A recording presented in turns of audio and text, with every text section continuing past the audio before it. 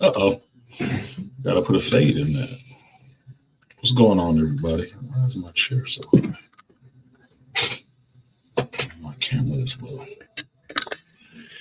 1 second. Okay. There we go. Hey, everybody. I am artisanmc. It's Sunday, and you have now embarked on the hero's journey.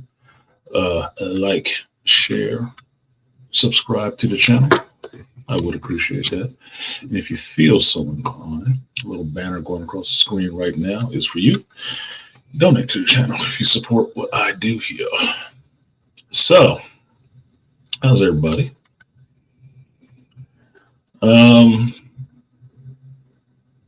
It's been an interesting week listening to content from everyone talking about Captain America, Brave New World. It's been pretty interesting. It's pretty interesting to see that how quickly opinions change when they try to pivot to a more centralized position and actually critique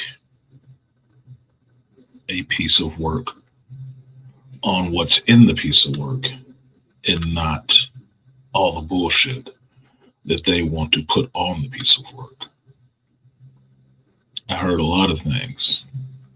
I heard how it wasn't woke and it wasn't Anthony Mackie and it wasn't American and un-American and all the rest of that shit until they finally got back to the position I stated on Sunday, which is I don't blame the movie. I don't blame the directors. I don't blame the actor. I blame the studio. And it seems that that's the way everybody went last week. They all started just blaming the studio. Anthony Mackie still caught some shit, but it was mostly the studio because that was the only person you can actually blame in any of this shit. Not something the actor said a couple weeks before release. Not any of the reshoots and shit like that because he's not responsible for those. Not the story. He's not responsible for those either. If you heard any of the reports I did, you know he was bitching about this long before we were, while he was on set.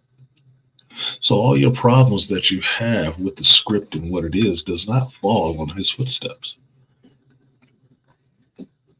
It does fall at Marvel's for what they did to this movie with jamming all of this loose ends, bowl of spaghetti bullshit into their movie. Yes, it does. And it's plain to see that. But if you're being fair about things up front, you would have saw that going into the movie. You knew this was the only chance they had to wrap up all those loose ends. And that by doing that in this movie, it was a disservice to Sam Wilson as a character and to Anthony Mackie for his movie. So you can be pissy all you want to, but that is the logical position when you're not just throwing bombs or looking for the easy dunk. That's how you understand who's responsible for these movies. It's not usually the actors. It's not. They're paid a very simple, specific job to stand on their mark, remember their lines, and recite them with some feeling on command. Kind of like a trained poodle. Now, how well or how badly they do that makes you decide if you want to watch them again in a movie or if you believe their performance in the movie. But all the rest of that production stuff always falls on the studio. Because you know they didn't have some my head is big enough to come in its own car director on this. You know they didn't have that. So who's the deciding factor on it? The studio. Just understand that that's where Marvel is now. Marvel in and of itself is no longer a place where they represent the alternative to the Hollywood studio system, that they are now part and parcel of the Hollywood studio system. but they do the same crap for some of the same reasons. And when you're in the position that Marvel is, where they have produced a lot of bombs, then you can understand why they make the decisions that they do. Because it's solely about money and not trying to lose more of it. And quicker than Lucas is turning itself around, trying to get their fans back, but also rush to set up some stuff, which, if you are any type of geek who's been watching any of this stuff for more than 12 years, you already understand that every time they rush a movie, it's usually going to be bad. They're not taking their time on it. They don't have a script before they start filming. It's probably going to be bad. It's probably going to be bad. Because those on the spot by committee decisions are never good for what the character is and what the movie needs to be. I already said it before that Captain America could not make its money back because they dug too much of a hole for it with all the reshoots and shit. They did. They dug too much of a hole for it. It was, put it this way, if they had spent maybe, let's just say 200 million on this movie, right? Let's just say that. Let's say they spent 200 million on this movie. They would have made that back. They would have doubled their money, which would have made it a good bet. Because when you look at it, outside of the Hulk and a couple of flying scenes from Anthony Mackie, where was the CG budget going? It's actually a small cast, mostly on sets in Atlanta, which is kind of cheap. They should have been good. But because they had these people contracted out for so long, doing these reshoots and having to come back and do this stuff, you drove up the price on a movie that shouldn't have cost nearly as much as it has. Which, if you know, they kind of keeping those numbers under wraps. So even on its opening weekend, it would have made money. So I'm not blaming Anthony Mackie or movie for that shit. I'm blaming Marvel for it.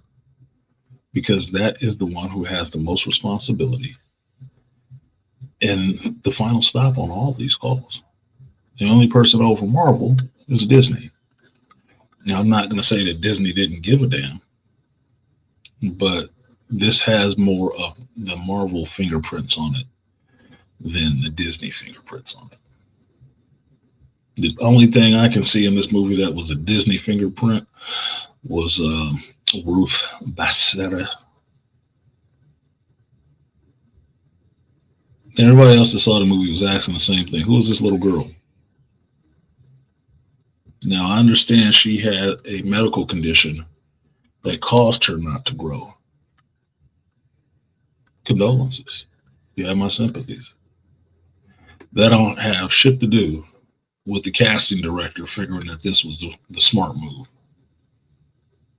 Unless they were trying to do some subliminal message type of situation on somebody else. That was shockingly kind of off-putting. It was. It's not that she was ugly. It just looked really weird. And really like, I cannot suspend disbelief. She looks like a 12-year-old throwing around 35-year-old men. I don't know.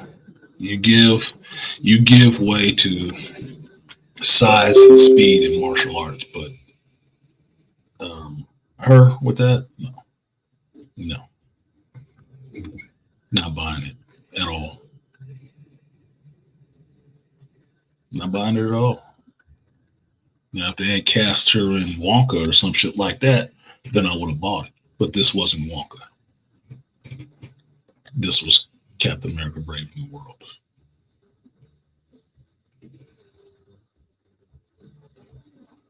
And she's supposed to be, I would think, a Secret Service agent.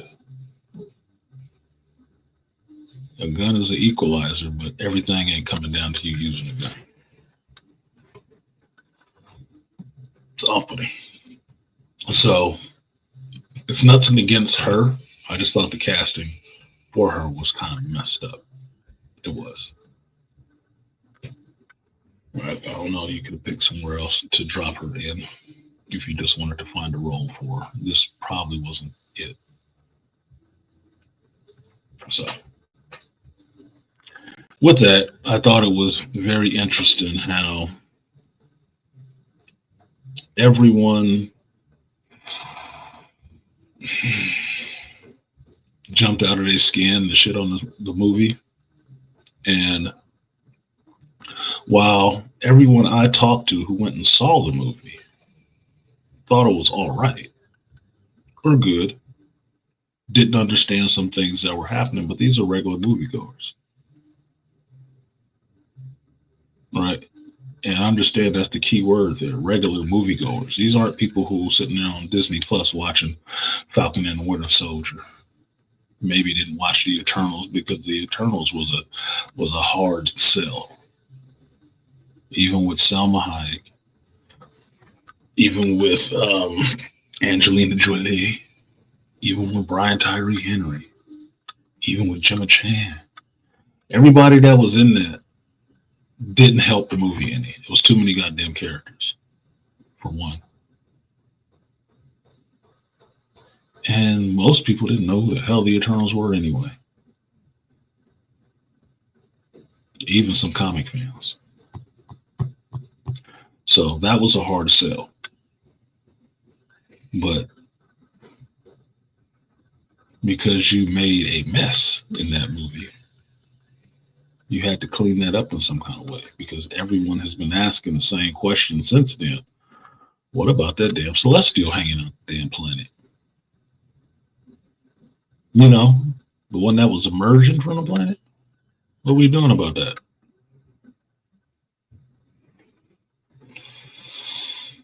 They had to do it. And since they didn't do it in Thor Love and Blunder,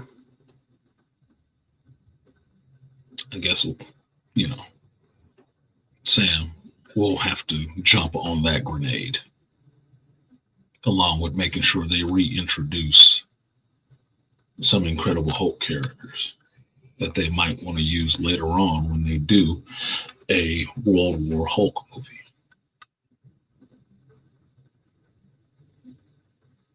Sacrifices. It's all sacrifice. They just sacrificed this movie to put some other stuff in there that they needed and tie up some loose ends that they needed to. So they sacrificed the character. Kind of not surprising that it was a black character. Not surprising at all, really. So, hearing all this criticism, there was some valid criticism in what I heard other prominent YouTubers, geeks talk about. There was some. One that I held on to the most was them not understanding who Sam Wilson was. Now, how it played out in the movie is that you don't get much of him, which I can agree. You get some of him dealing with Joaquin, with Isaiah, but you don't get much about him to know what drives him. Right. I could say that if you had watched Winter Soldier, you would have got some of that, because everybody knows the joke about him not getting a boat loan. But the reason he was trying to get a boat loan in Winter Soldier was because he was doing it for his family. And you get to meet his sister and his nephews and stuff. Understand what his family dynamic is.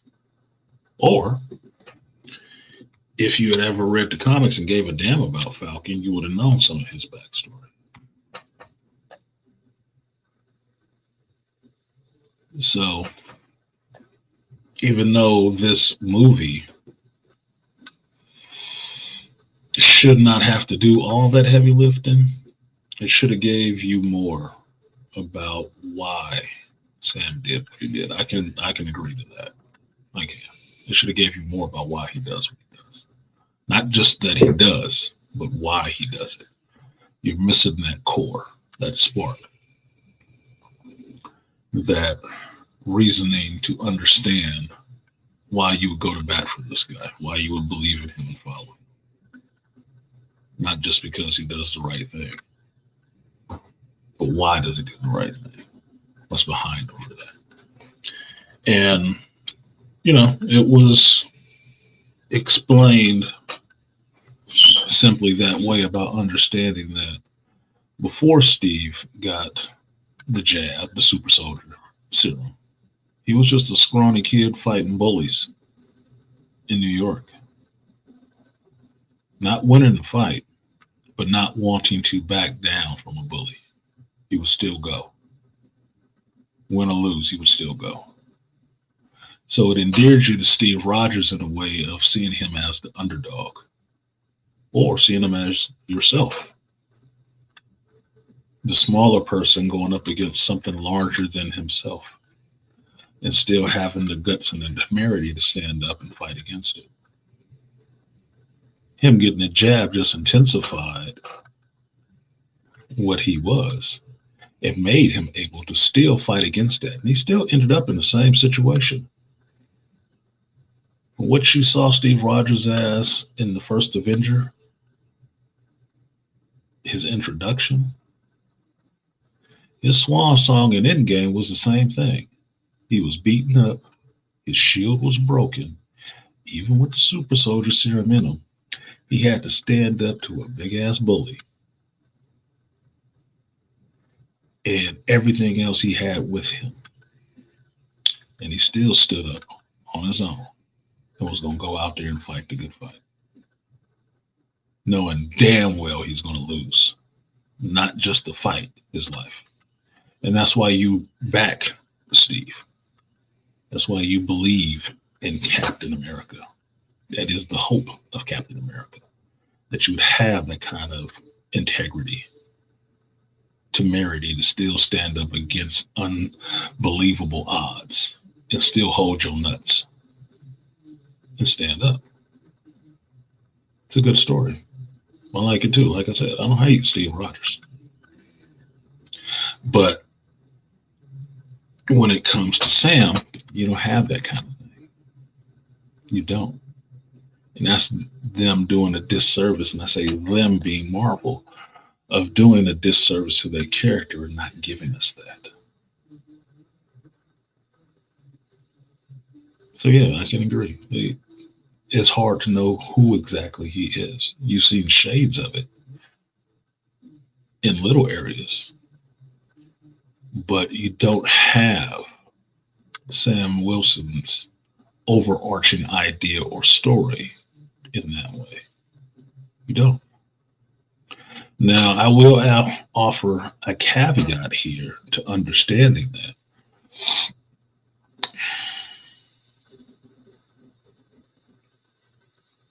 He got to ride with Steve for damn near 10 years on that. I heard someone say that Anthony Mackie playing Sam Wilson has been in the MCU for 11 years or so now. For a long time playing the same character, to never get that kind of development for that character. Yeah, it's kind of a disservice to him. Especially if you want to believe that they knew they were going to pivot to Sam and give him the shield eventually. Apparently that was not on the vision board for them. That they didn't see plotting out any course for the black sidekick outside of just being there. The sidekick. So that once again comes back to Marvel. Anthony Mackie could have advocated for it, but it's still Marvel in their character. And they should know it better than anybody else. So Agreed. That was something that was lacking.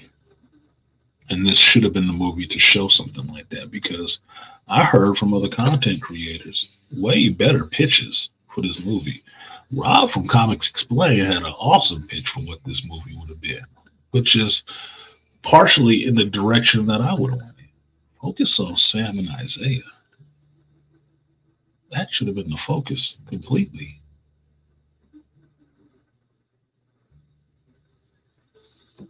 But focusing on the Hulk and all the rest of that shit, that just muddled the waters in telling a Captain America story that's solely focused around the Incredible Hulk.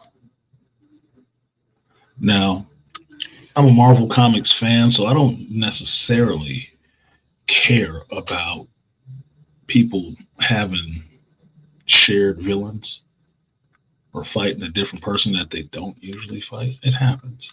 I mean, if you've ever read Old Man Logan, you know that's how you end up getting the Old Man Logan. That the villains finally smartened up and decided, you know what, we're going to switch this up a little bit. I always fight this dude. How about we send somebody else after him whose skills are better matched to defeat him? Yeah, that could be a winning scenario. And that's what they did. Apparently, that was Red Skull's plan. You know, Captain America villain. So, I don't have a problem with that necessarily. Marvel Universe is a world, and all these villains are on the same planet. So, you can run across anybody. That's kind of the fun of Marvel, especially with all the heroes being in New York mostly. You can always run across each other. Always. So you can actually run across some villains. It don't have to just be, you know, C and D list villains that you run across. You can run across some of the heavies. You're good. That's why I love that Ant-Man comic so much, where the little C and D list villains are sitting there talking about working for different people. This is just a job. So I don't have a problem with Sam fighting Captain America or Hulk villains. Makes it interesting to see how they're going to deal with that, because that might be a little out of his wheelhouse. I don't have a problem with his vibranium suit being able to stand up to a little bit of the punishment from the Hulk. I just thought at one point it seemed stupid that he got stabbed and that the star got cut, which means I guess the only vibranium parts were the wings and the jetpack, not the actual suit. Okay. Not exactly how I thought it went down, but okay.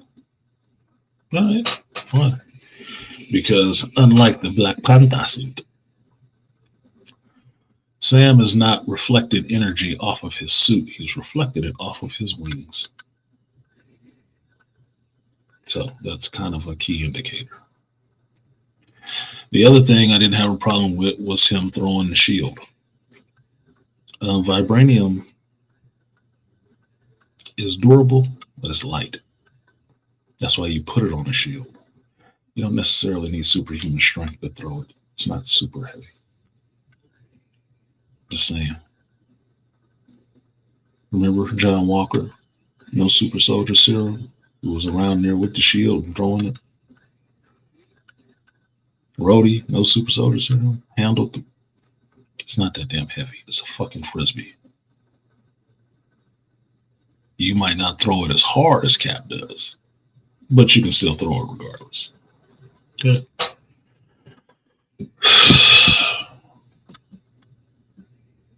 All that being said, I don't change my opinion of the movie. It doesn't. And I do still look at Marvel with the side eye for doing so much to hobble this movie's possible performance in the theater. I thought it was undeserving.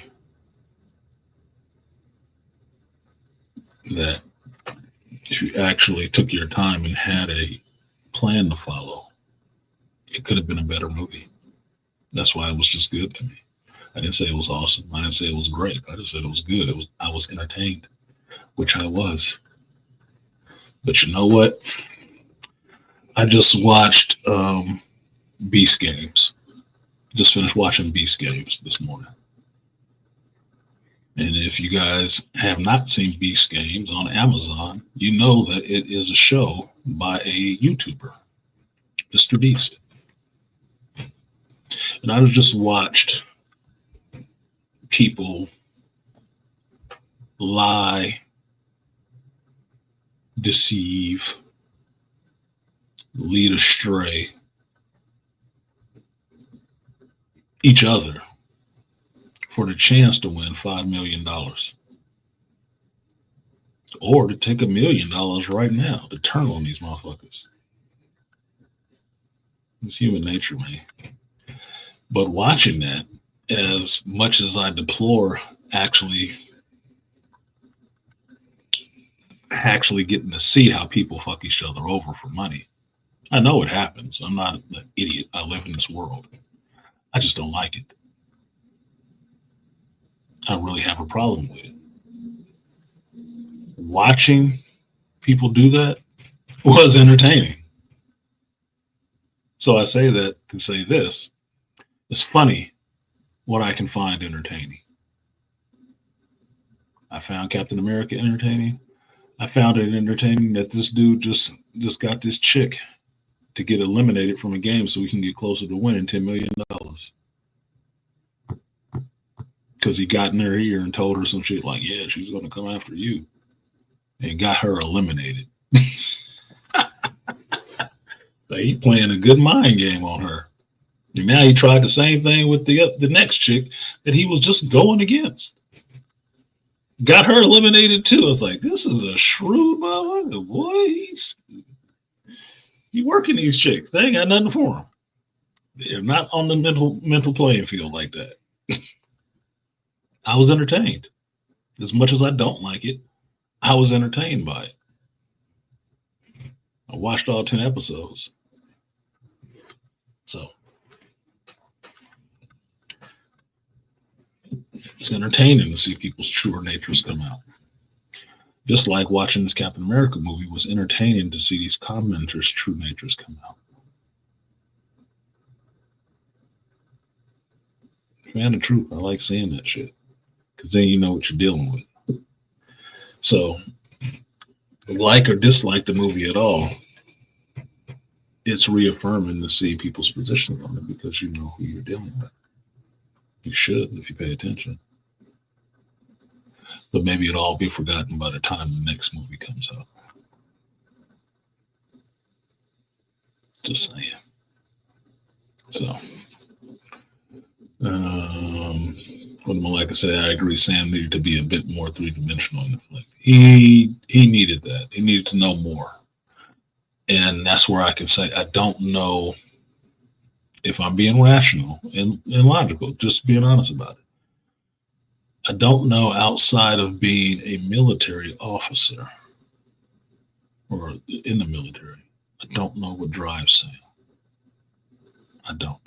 Outside of his family, because I watched The Falcon and Winter Soldier, the whole show, not bits and pieces. I know he loves his family and he wants to do the right thing. But psychologically getting to that core of what would make him join the military to begin with. And what motivates him to keep doing what he's doing is missing.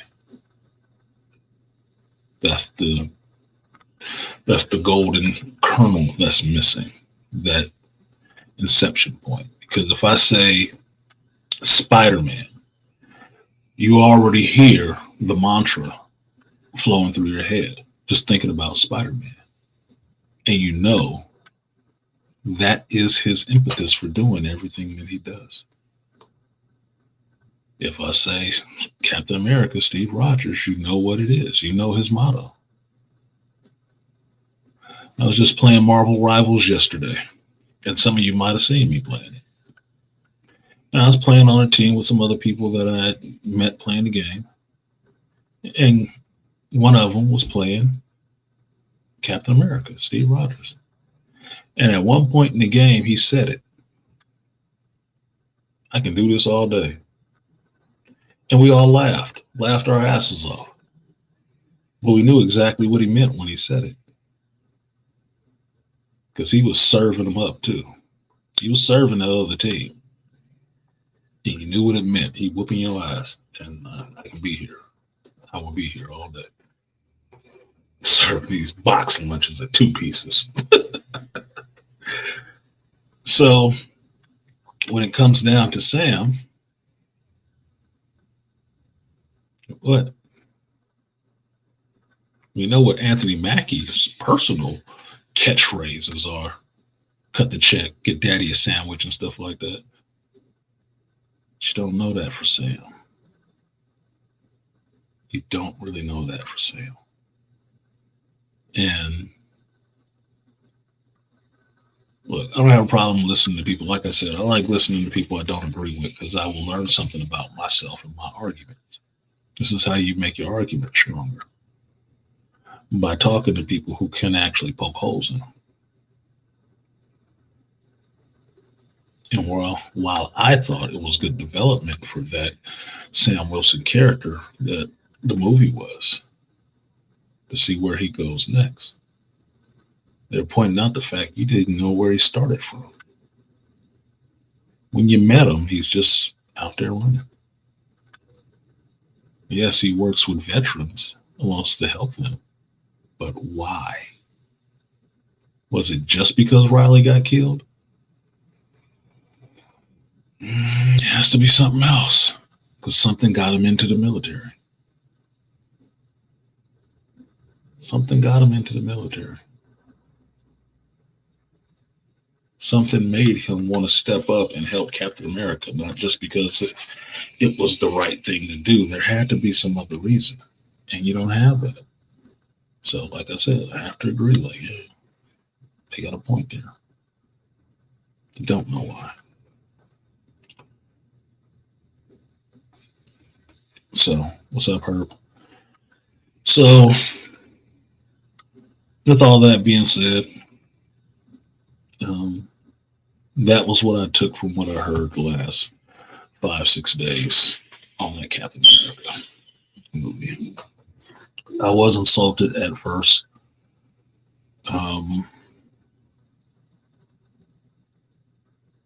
was, because I didn't think it was going to get a fair shake, and it wasn't getting a fair shake, and the actor was not getting a fair shake. I just saw everything being attacked. And what's in me tried to come to the defense of it. Because I don't like seeing people just get attacked. It's not in me to just watch that shit. I am not a spectator. I'm not a follower or a spectator. You don't hear me talking about sports because I don't sit there and coach. I'm not a spectator. If I'm not playing on the field, I'm not that damn interested. But what I won't stand by and watch is people dogpiling on some shit without doing what I can to try to help out. Be it being the voice of reason or the reason you hear a voice. Just saying. So, I don't know. I haven't heard what the drop off was for this past weekend. I know it would be big, but since I haven't heard anything, it might not be as big as everybody was expecting. I don't know. I guess I'll find out later today. I'm sure somebody will bring it up. There's a couple of sources I can rely on to bring that kind of information forth, especially if it's damning. Yeah, they won't wait to get it out there. Just so you know. Other than that, I watched some other decent television this week. I should say yesterday, in between playing Marvel Rivals. And I got some good news in the form of work and personal.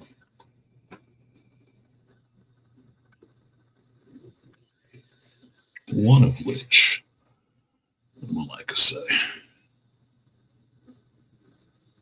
Crucial meat to the character development is who, what, and why things do things. What's their motivation in their journey, and how we, the audience, relates. Yeah, and that's why I said I had to concede that point. Yeah, I don't know what motivates him. That's a good point. I do not know what motivates him. I know he always wants to do the right thing. He has that integrity, and he will stand up even without the jab. But I don't know why he'll stand up. I know why Steve stands up. I don't know why Sam stands up. I mean, even, and God forbid for me to say this, I even know why Captain Marvel stands up. As bullshit as I might think it is, I know why she stands up too.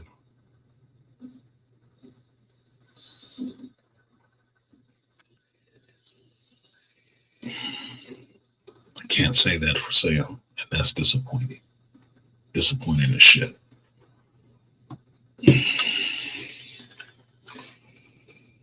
Now,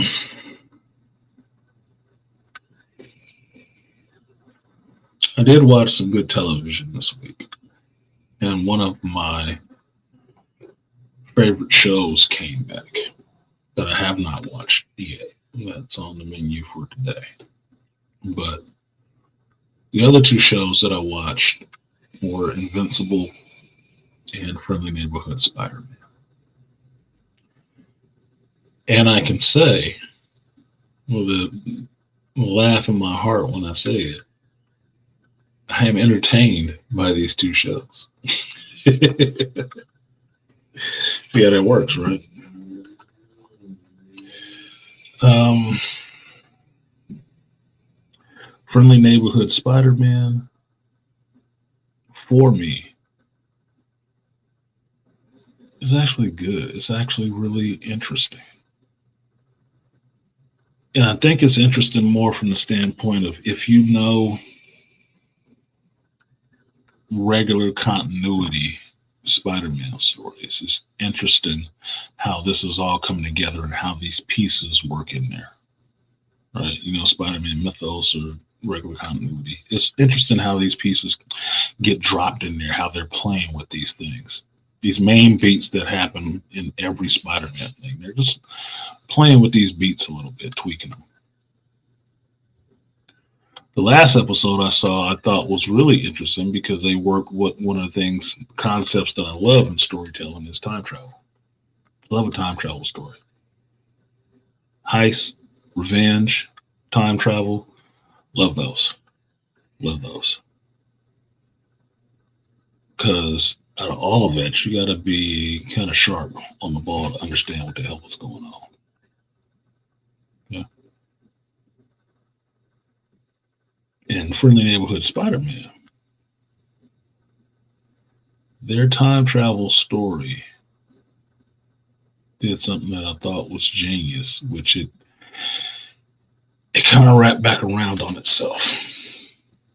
They did kind of the same thing, part of it, in Invincible, but Friendly Neighborhood Spider-Man did it actually pretty cool. Pretty cool how it happened.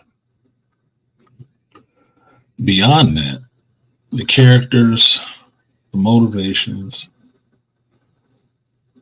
the overtones that you're getting in this, and then a little bit of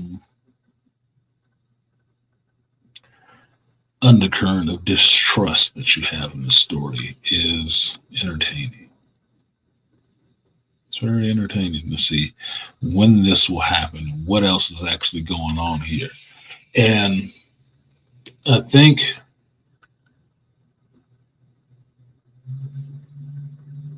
the animation, how it's done, kind of serves the story because it keeps harkening back. The show keeps harkening back to stuff from the Avengers movies that you've seen, that you know of, but you have to remember it's not that same universe. It's not. Because this is not the same Peter. But it's close to it. So when you hear them talking about the Avengers, Cap and Iron Man, the Sokovia Accords and stuff like that, you're like, wait a minute, what the hell? I thought this was a different universe. It is. Just not that far off. Not that far down the dial, apparently. So some of these main beats are still thrown in there, along with Spider-Man mythos.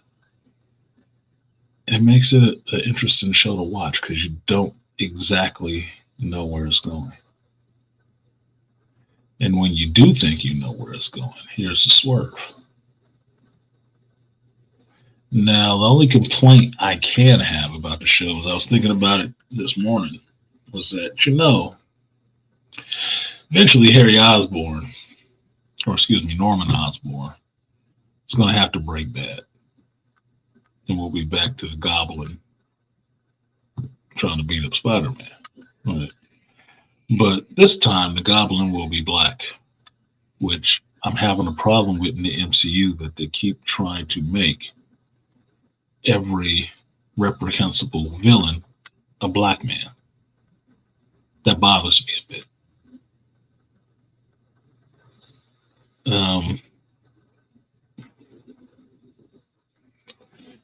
Not saying I'm racist that they all have to be white boys, but I'm just saying I'm just really it's bothersome about that they keep trying to make black males the face of all this evil in the MCU, which makes me wonder who's sitting in the damn writing room. And is it AB Dub? Who's comfortable with that?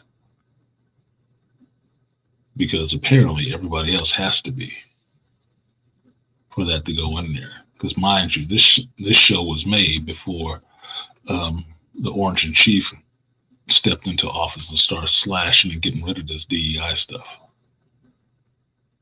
It was made under DEI. So who thought it was diverse, equitable, and inclusive to keep making every villain in the MCU a black male? While the heroes that you got, one being dead, and the other one being hobbled in his first solo movie. The other one, Rhodey, can't even get his goddamn movie off the ground or the show. They're going to pivot to a sister as quick as they can, too. So that's the part that just kind of bothers me a little bit. I like the idea of Norman Osborn still being rich and being a black dude. I just don't like the end result, which is they're going to eventually have to make him a villain. Because that's the fate of Norman Osborn. And how I was thinking about it today is that they got a twofer out of this show. Because not only do you get the one black dude who will possibly be a villain by the end of it, the father, Norman Osborn. You got Harry Osborn being there with the man bun and the juicy lips, looking like the moist towelette, like he could be the metrosexual one. So they got the evil and the effeminate, and both of them is black males. Interesting.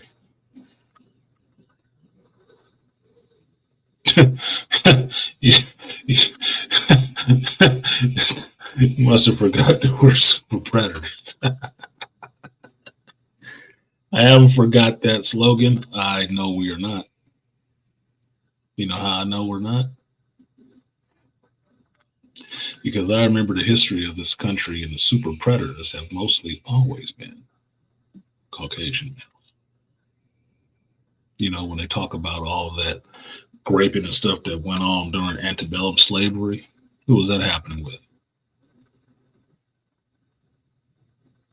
When they talk about all these pedos and NAMBLA members and stuff like that, do you think that's a bunch of black dudes?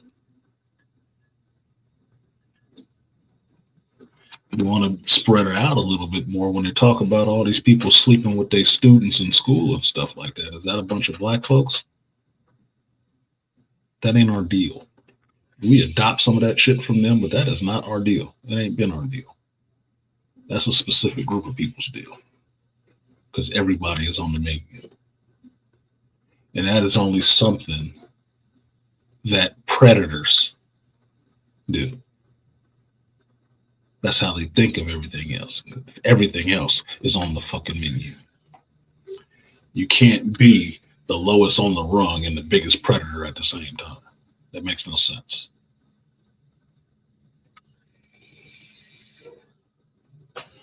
Yeah. No, Two Trail was being funny. He's just being funny about that shit. But it is programming. It is programming. After this, I mean, you can name them. Do it. Play along at home. You list your Marvel villains since not even since Thanos, because I told y'all before, Thanos just looked like Suge Knight.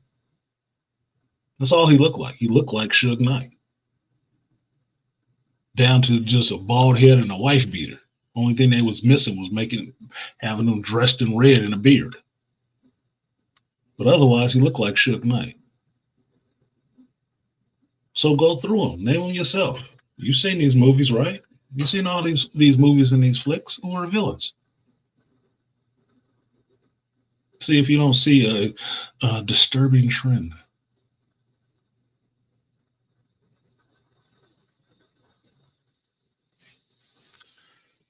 So that's the only part that bothers me about this. But I am entertained by the show.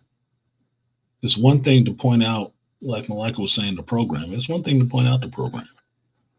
Once you can see it, you understand what's being asked of you and what it is. It can't affect you then.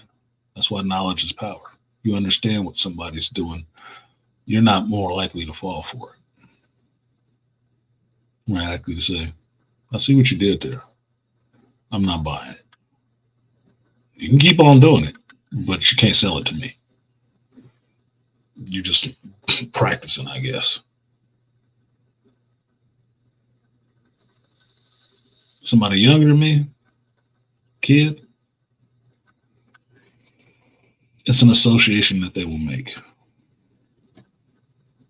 without thinking, because their brain ain't solidified enough to even have that kind of thought.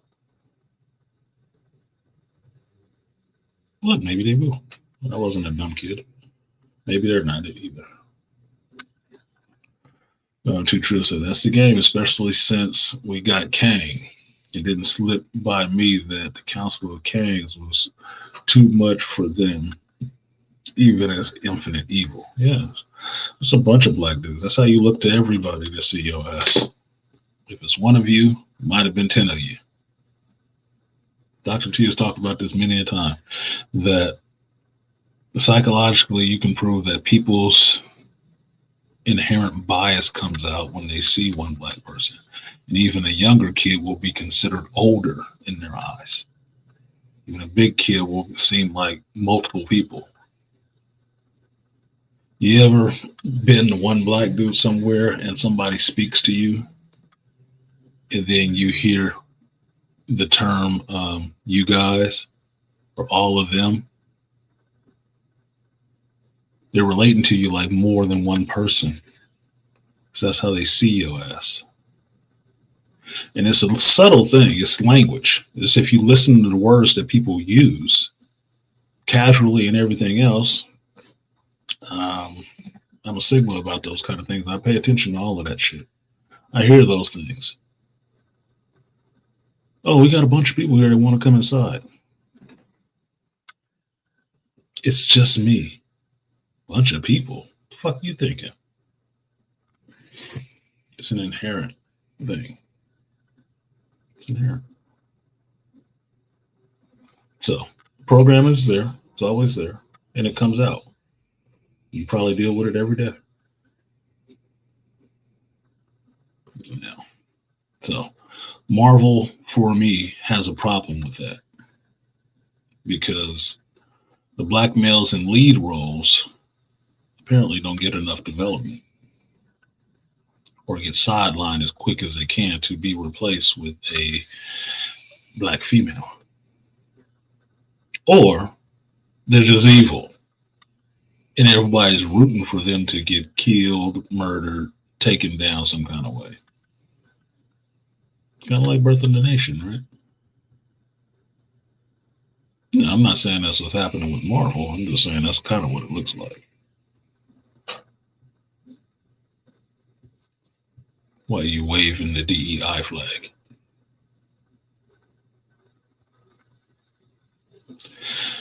Destroy, eliminate, incarcerate. There's your DEI.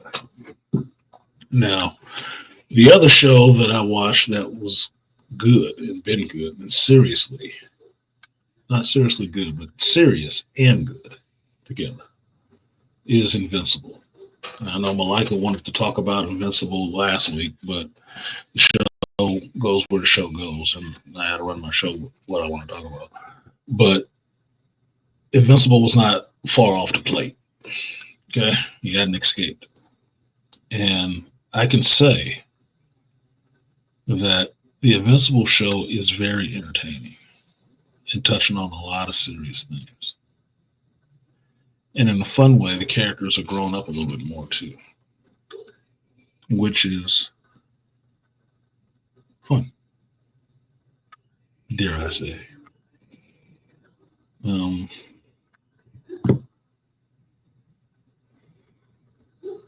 I went back and watched the last episode and this current episode, and seeing how Mark, in some ways, keeps having to make some really hard decisions. What up, Techie?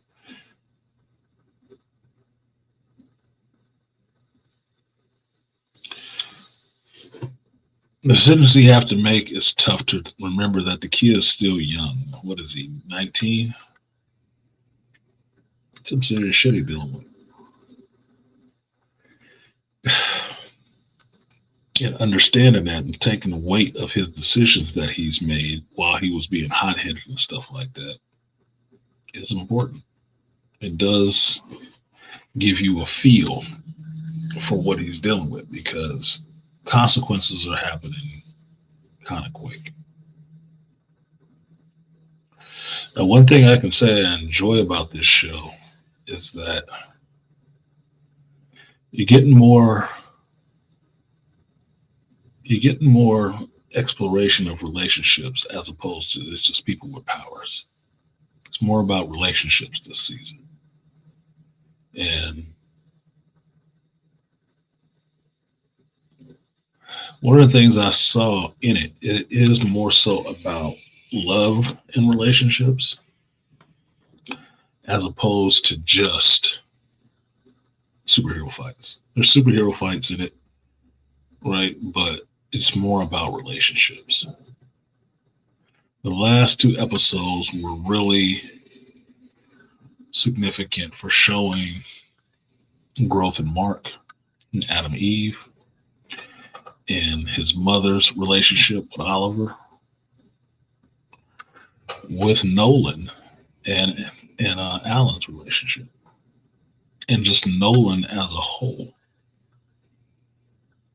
made it more interesting because as much as people love Invincible, they do relate to Omni-Man as being a like ridiculously violent villain. Seeing this character going through his own dark night of the soul in a way, wanting to commit suicide and then starting another family and not being able to protect all of them. So they all get wiped out except for Oliver, and then being resigned to giving up his life because he let down his people and, forsake this duty and not understanding why he did that fully. And then coming to realization he does miss his wife. I'm forgetting Mark's mom's name right now, Debbie. I just remembered it, I think. And understanding that he misses her is growth for a character, for a male character, to understand what caring about things actually means, especially if you were never grown up with the idea of what caring about things actually is. I've always told people one of the hardest things that men deal with is learning how to deal with emotions because we're never really taught how to deal with emotions. We're taught how to stifle them, to push them down and not let them control us. But that is the way you make thinking, feeling, bleeding men into heartless, emotionless automatons who only know how to do and feel nothing, react to nothing, to be devoid of that part of yourself that you will have your whole life. Because outside of your intellect, your heart will be there and it can drive you, it can cripple you, but it only does that if you don't know how to deal with that shit.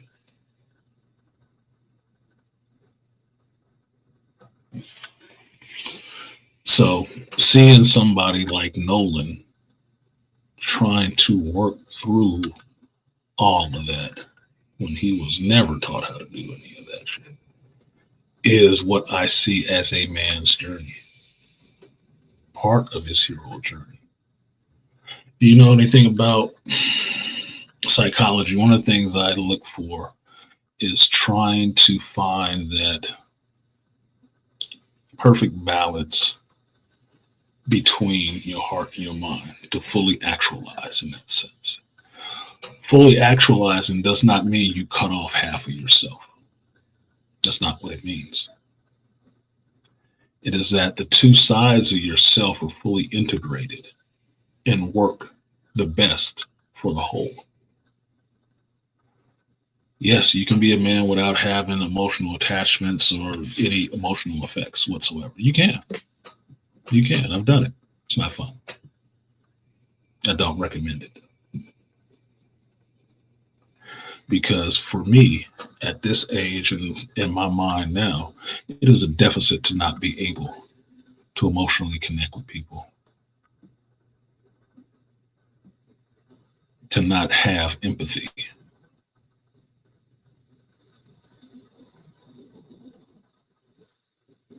So it's a delicate balance to understand how to be stern and reserved, but also to still have empathy at the same time. It can be a juggling act sometimes. It can. I'm not gonna lie. I'm not telling you this shit because it's easy. It's not fucking easy. But here's the trick. It's not supposed to be easy. That's why everybody doesn't do it.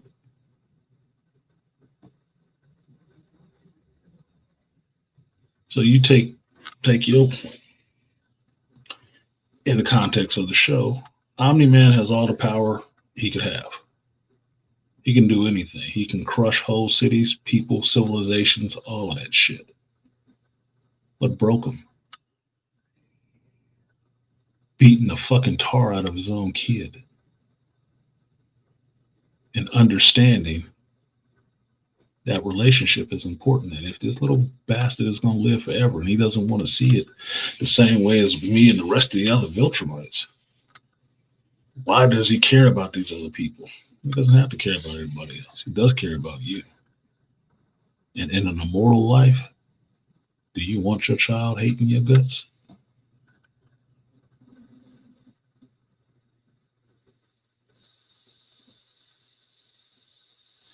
That means the relationship is more important than the time. Because given a long enough timeline, you don't want to be dragging that shit on forever. When you know your time is short, you need to be making some recompenses. Mending some fences, building some bridges, cleaning up some mess a lot quicker. No one's dealing with that in his time frame, since his life is pretty long.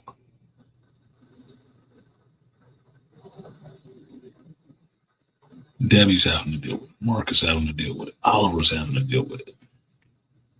So this season, for what I'm seeing, is it is predominantly about relationships that these people actually have with each other. And one of the best scenes I saw in this, outside of the silent episode, which was all about a relationship, And it was two gay men, but you felt something from it, even with no words. One of the best scenes that I saw in this last episode was something that got paid off from the previous episode, which was Rex making dinner for, I'm forgetting her name, the shrinking and growing chick. Rex, that obnoxious asshole, sat there and made dinner for her because she wanted to have something normal. And he sat there and ate dinner and he held her hand. Yeah, shrinking Ray. Thank you, Blood Boiler. Right. He did that for her. Not for himself, not necessarily. I don't know. Maybe he was trying to get a piece of ass. Who cares at this moment? It's showing growth in that character of Rex. Now, it might have been a healthy start meal or whatever that food delivery service is what he said. It's just food delivery. But it looked good and it was a nice gesture that he, even his thick-headed ass, heard what she was saying. She just wants to have something normal, just one thing normal. To do just normal shit. And she couldn't because they had to go out and stop some, rampaging monster or some shit. And what did he do? He came back and gave her something normal. Just for her. Now, whether he liked her, whether she's just a friend of his, whatever the fuck, he tried to do something decent for somebody else, which might be way outside his fucking character. But he did it. It meant something to her. Now, I do shit like that in my life when I can. The last time, the most recent time, was when I went to Vegas. And I told y'all about my friend who was depressed and all the rest of that shit. And I made it a point to do something for her on her birthday to show that people actually, or at least somebody, at least me being a body, give a fuck about that person. Now, I could have been real gruff and said these hoes ain't shit and don't spend no money on them. I could have said that shit. Could have. It's very easy. But I chose to do something for somebody who was really having a hard go of it. They were having a hard time adjusting to this shit. And they might have made their own bed. Be that as it may, being a friend of mine, I don't like seeing people struggling. I don't. It's not entertaining to me in the least bit. If that's the case, if I felt something opposite of that, then I'd drive by homeless encampments and just eat big ass Subway sandwiches and shit, dropping food all over the place and just like, man, they look hungry. That shit is not entertaining to me. So I did something for my friend that could be, I'm sure it is, the first time in her life anybody's ever done something like that for her. I didn't do it for me. I did it because I could. Because I was having a kind of blessed situation. So I decided to pay that forward, pass it on to somebody else. Make a bright spot in somebody else's life.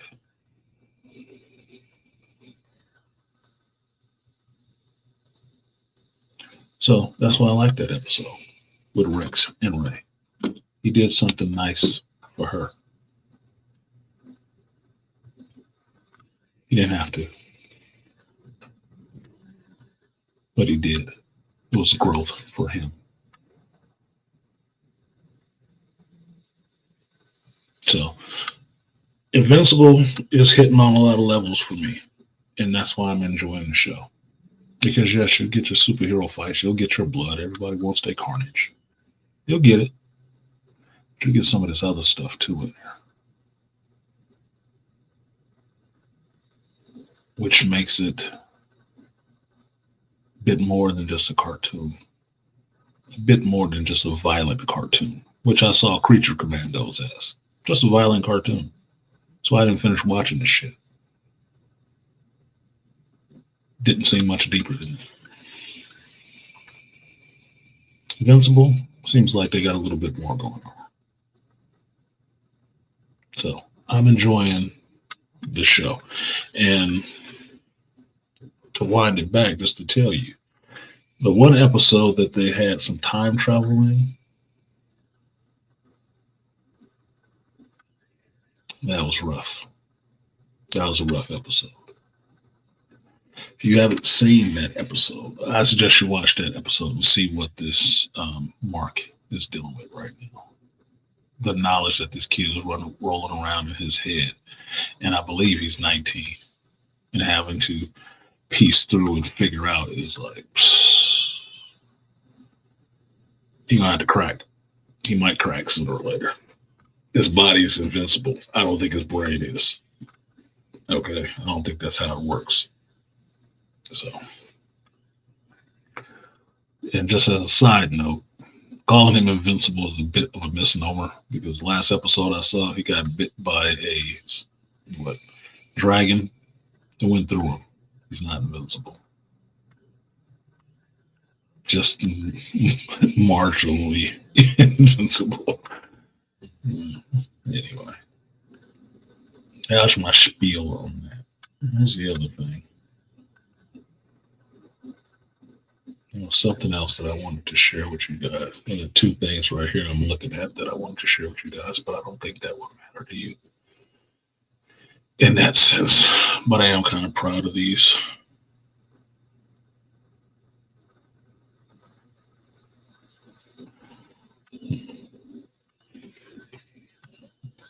Should I show them or should I not? I'm going to drop the link in there and see who wants to come up.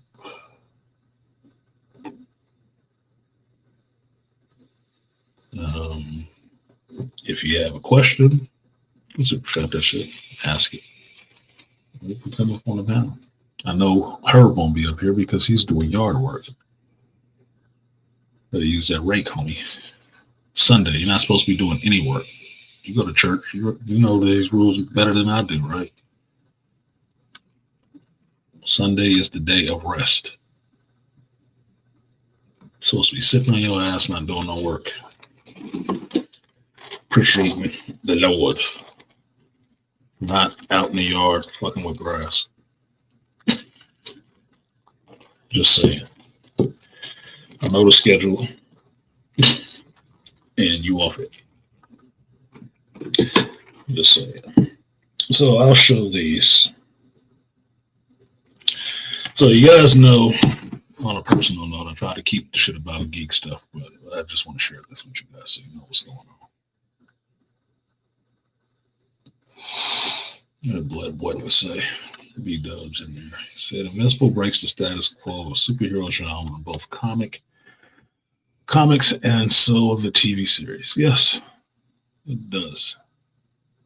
Kirkman wrote some good shit. I didn't read Invincible. I told you guys, I didn't read Invincible.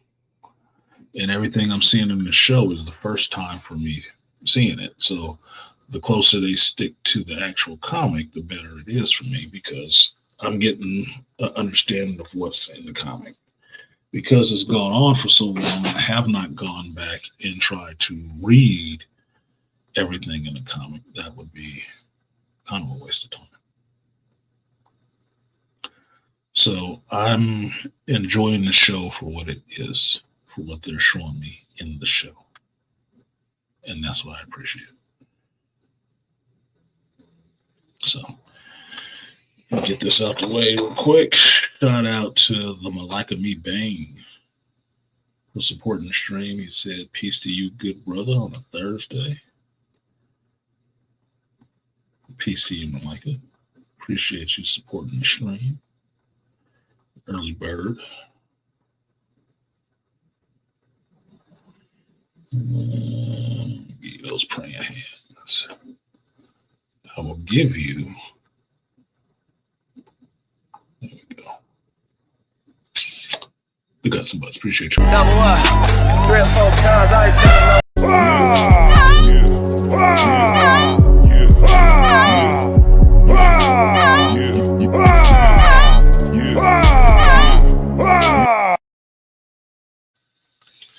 Next one goes out to the Aqua Taker. Appreciate you, Aqua Taker, for supporting the stream. I will give you, sir,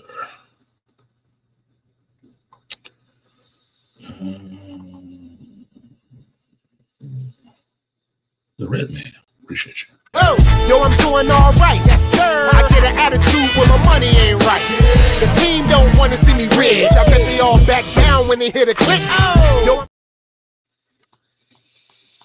Wow. I suck as a YouTuber.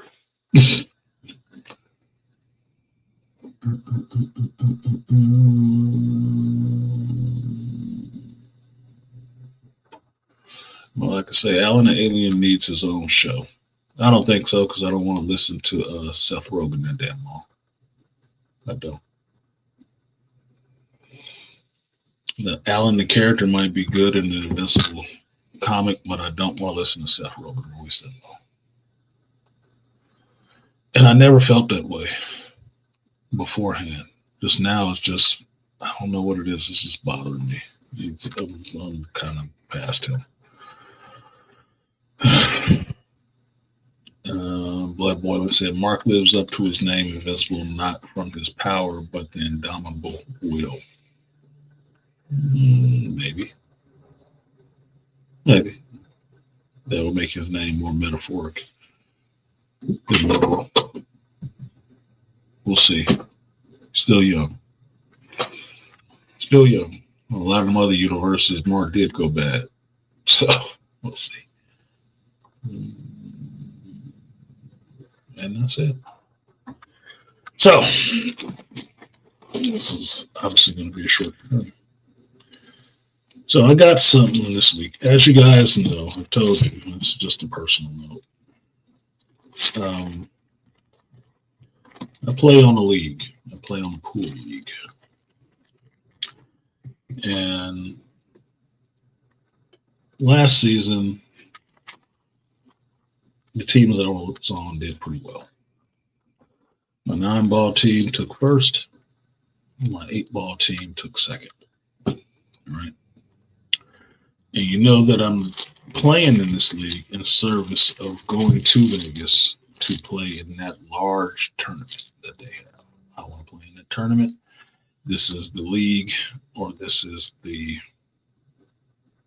group, federation, whatever you want to call it, association that puts on that tournament. I'm playing in these leagues for this group so I can get myself a spot in that tournament. I'm not planning to go and win a tournament. I'm planning to play in the tournament. After I play in the tournament, then I'll make plans on actually winning that shit. Because there are a lot of good players out there, and I'm meeting at least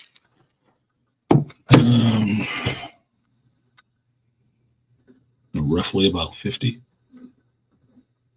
that play really well. And a lot of good Filipino players. It is. But that being said, in my first season last year, I did pretty well.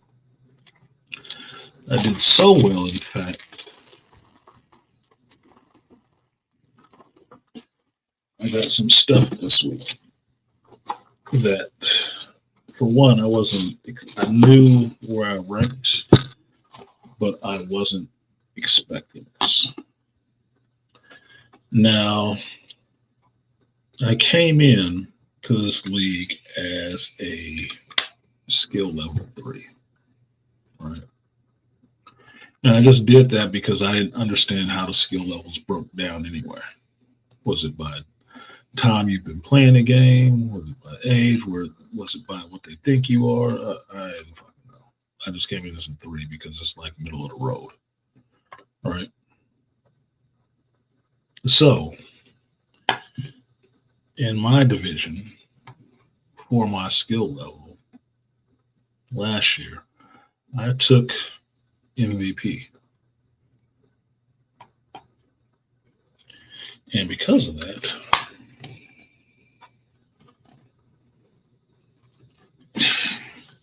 trying to show a name in case there's some weirdos out there. I got Plex. And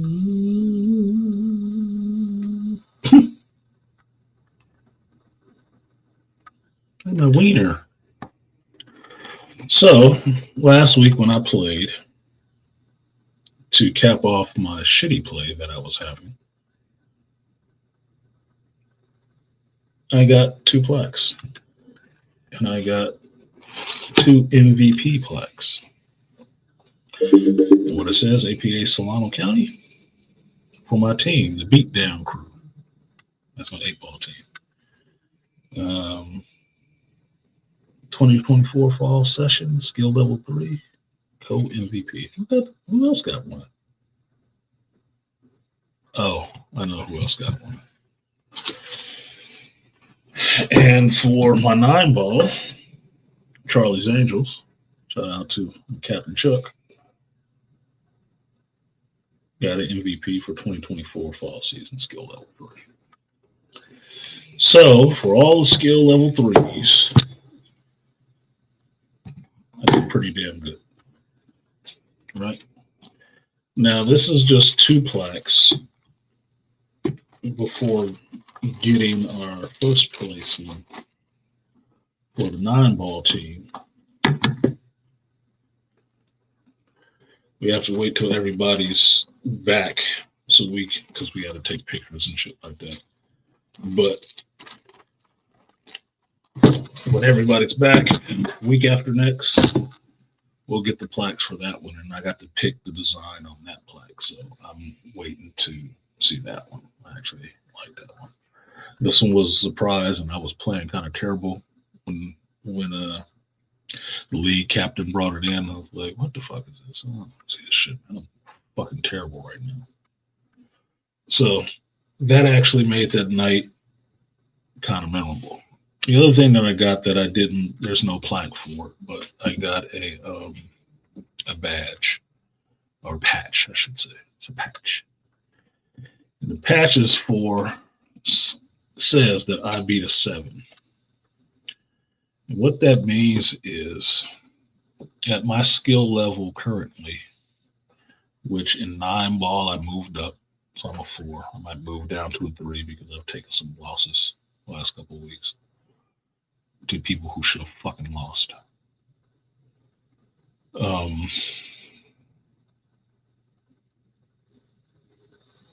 In 8-ball, at my skill level, which is 3, I took on the player I told you guys about that I really wanted to play, that I recognize as being one of the best players in this league. And that's the person I want to play against. And I've gone against him, 2 out of the last 4 weeks, right? Because he's on a 9-ball team and he's on an 8-ball team. I got him. A couple weeks ago, I got him. He is a skill level 7. And I beat him. Now, truth be told, he was kind of shooting shitty. And I have a big handicap. Well, last week, we played again. And he beat me. And I was shooting shitty on the same table. So it's funny how this goes back and forth because even he saw, like, man, what the hell was going on? He missed some shots that this shit did not want to fall for me. Didn't. He beat me flat. Embarrassingly so, which was upsetting to me because basically the 2 games I needed to win, I fucked up both of those games. One game, something freakish happened, which was only mirrored by the same event happening at a different place, playing a lower skilled person, and something that should not have happened happened, which caused me to lose, which I don't understand. That should have still bothered me to this day. And then the other one was I knocked the ball in trying to do something, knocked eight in. So my two games were lost on player error. He won the rest of them. He's a good player.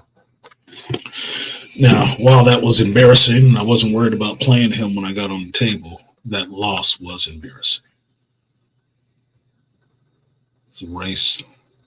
I needed to win 2. He needed to win 7. He got all 7. That was fucking up. Embarrassing. This week on 9-ball was kind of the same thing. Another new player came back, and I don't know why I keep getting put up against these ringers that have come from. Seems like they play in. There's 2 different types of leagues. There's the APA and the BCA, right? Billiard, something of America. BCA has their tournament going on this weekend in Vegas. Different league, different rules, and stuff like that. I think some of these people came from there, and I keep getting paired up with these people who play really well. But I've never played them before. They have not played in this league before. So their skill level is probably not where it should be. So they're getting some fresh meat in a sense.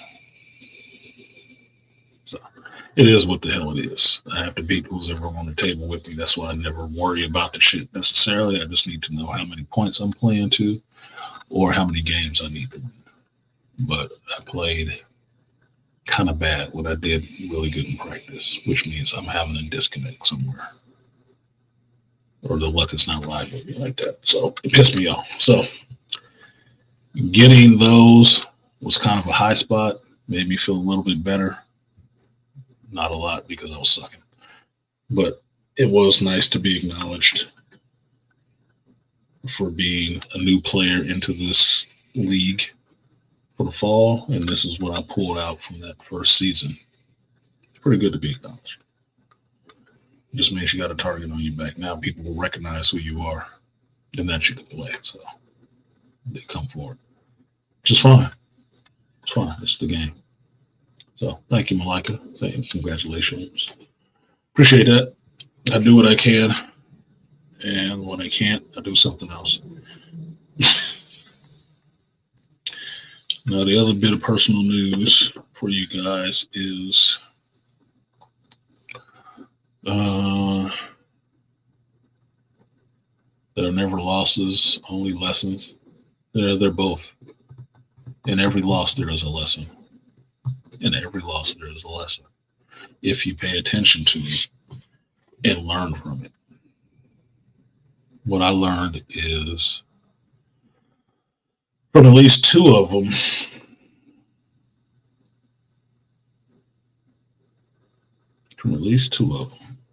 remember that I'm playing myself in the table. I'm never playing the other person. The other person makes the shots that I leave. And the more I mess up, the more opportunities I give them. The guy I played 9-ball the other day, I had each rack, I had 1 shot. And I missed, either made that shot or missed it and didn't follow up with sinking another shot. He ran the table. And that's just the way that shit goes. It's only 9 balls on the table. So that's on me. It's all on me. I have to make my shots. every shot. Now, the way I pacified myself a little bit is to understand that even the professionals miss shots. Even the professionals miss shots. Not as many, but they do, because that's just part of the game too. So I have to make sure that all of my shit is dialed in when I play. And I'm not, because I usually play right after work, right? So I may be tired, I may be sore, excuse me, what have you, but I know that going in. So I need to mitigate that. I have to mitigate that and make my shots, plain and simple. And practice some more. I play as good as I play without a lot of practice, which can make you complacent in some areas. It's like what I say about Superman, that once you take his powers away from him, then you see what it's really made of, because Superman has been strong forever, since a baby.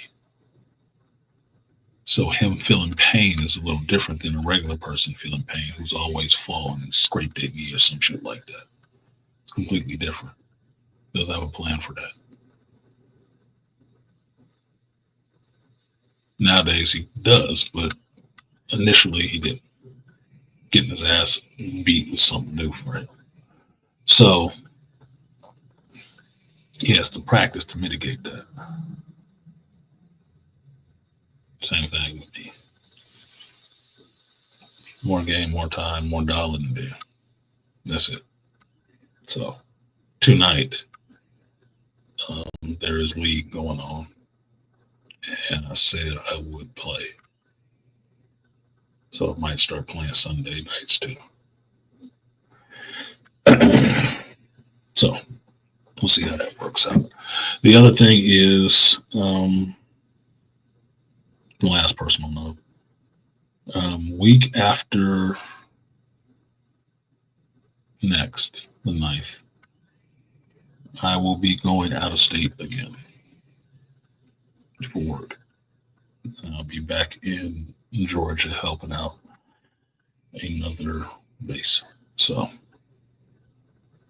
my stream on the 9th might partially be from the airport. Or it will be later in the day when I finally get checked into my hotel and stuff like that. So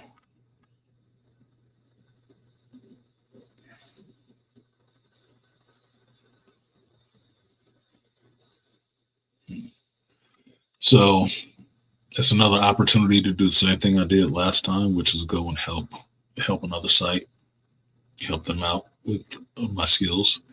So I'm doing that. I got picked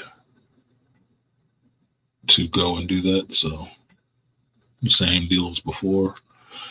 Another 5-hour flight to Georgia, and then I'll be in Georgia for 2 weeks, and then I'll be back here in Cali. I will still stream while I'm gone because I take that stuff with me. That's why most of my stuff is mobile, so I can do it from anywhere. So it won't be too much of a hiccup for you guys. It'll just be different surroundings.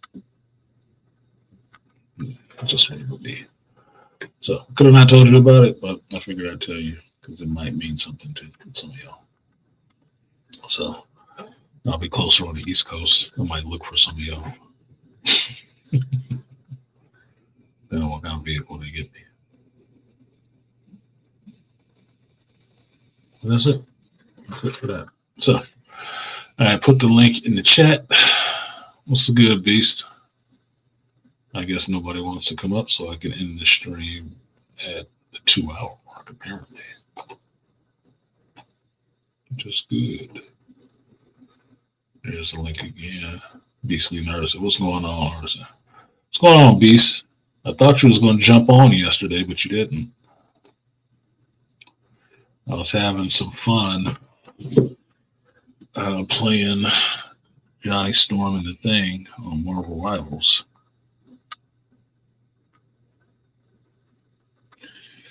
found some folks to play with, but I did see something that was disturbing me, which was, I think you mentioned it to me before, that some people will just spoil games. This dude did some things inexplicably stupid that cost us to lose a match. And I'm like, I can't believe he just did that shit. But it happened more than once. So to me, it made me think this motherfucker doing this shit on purpose. He's throwing matches. Oh man, oh my bad. You did that shit on purpose. That's too stupid to actually be that you're playing competently and all of a sudden you did something dumb. Nope, not buying it.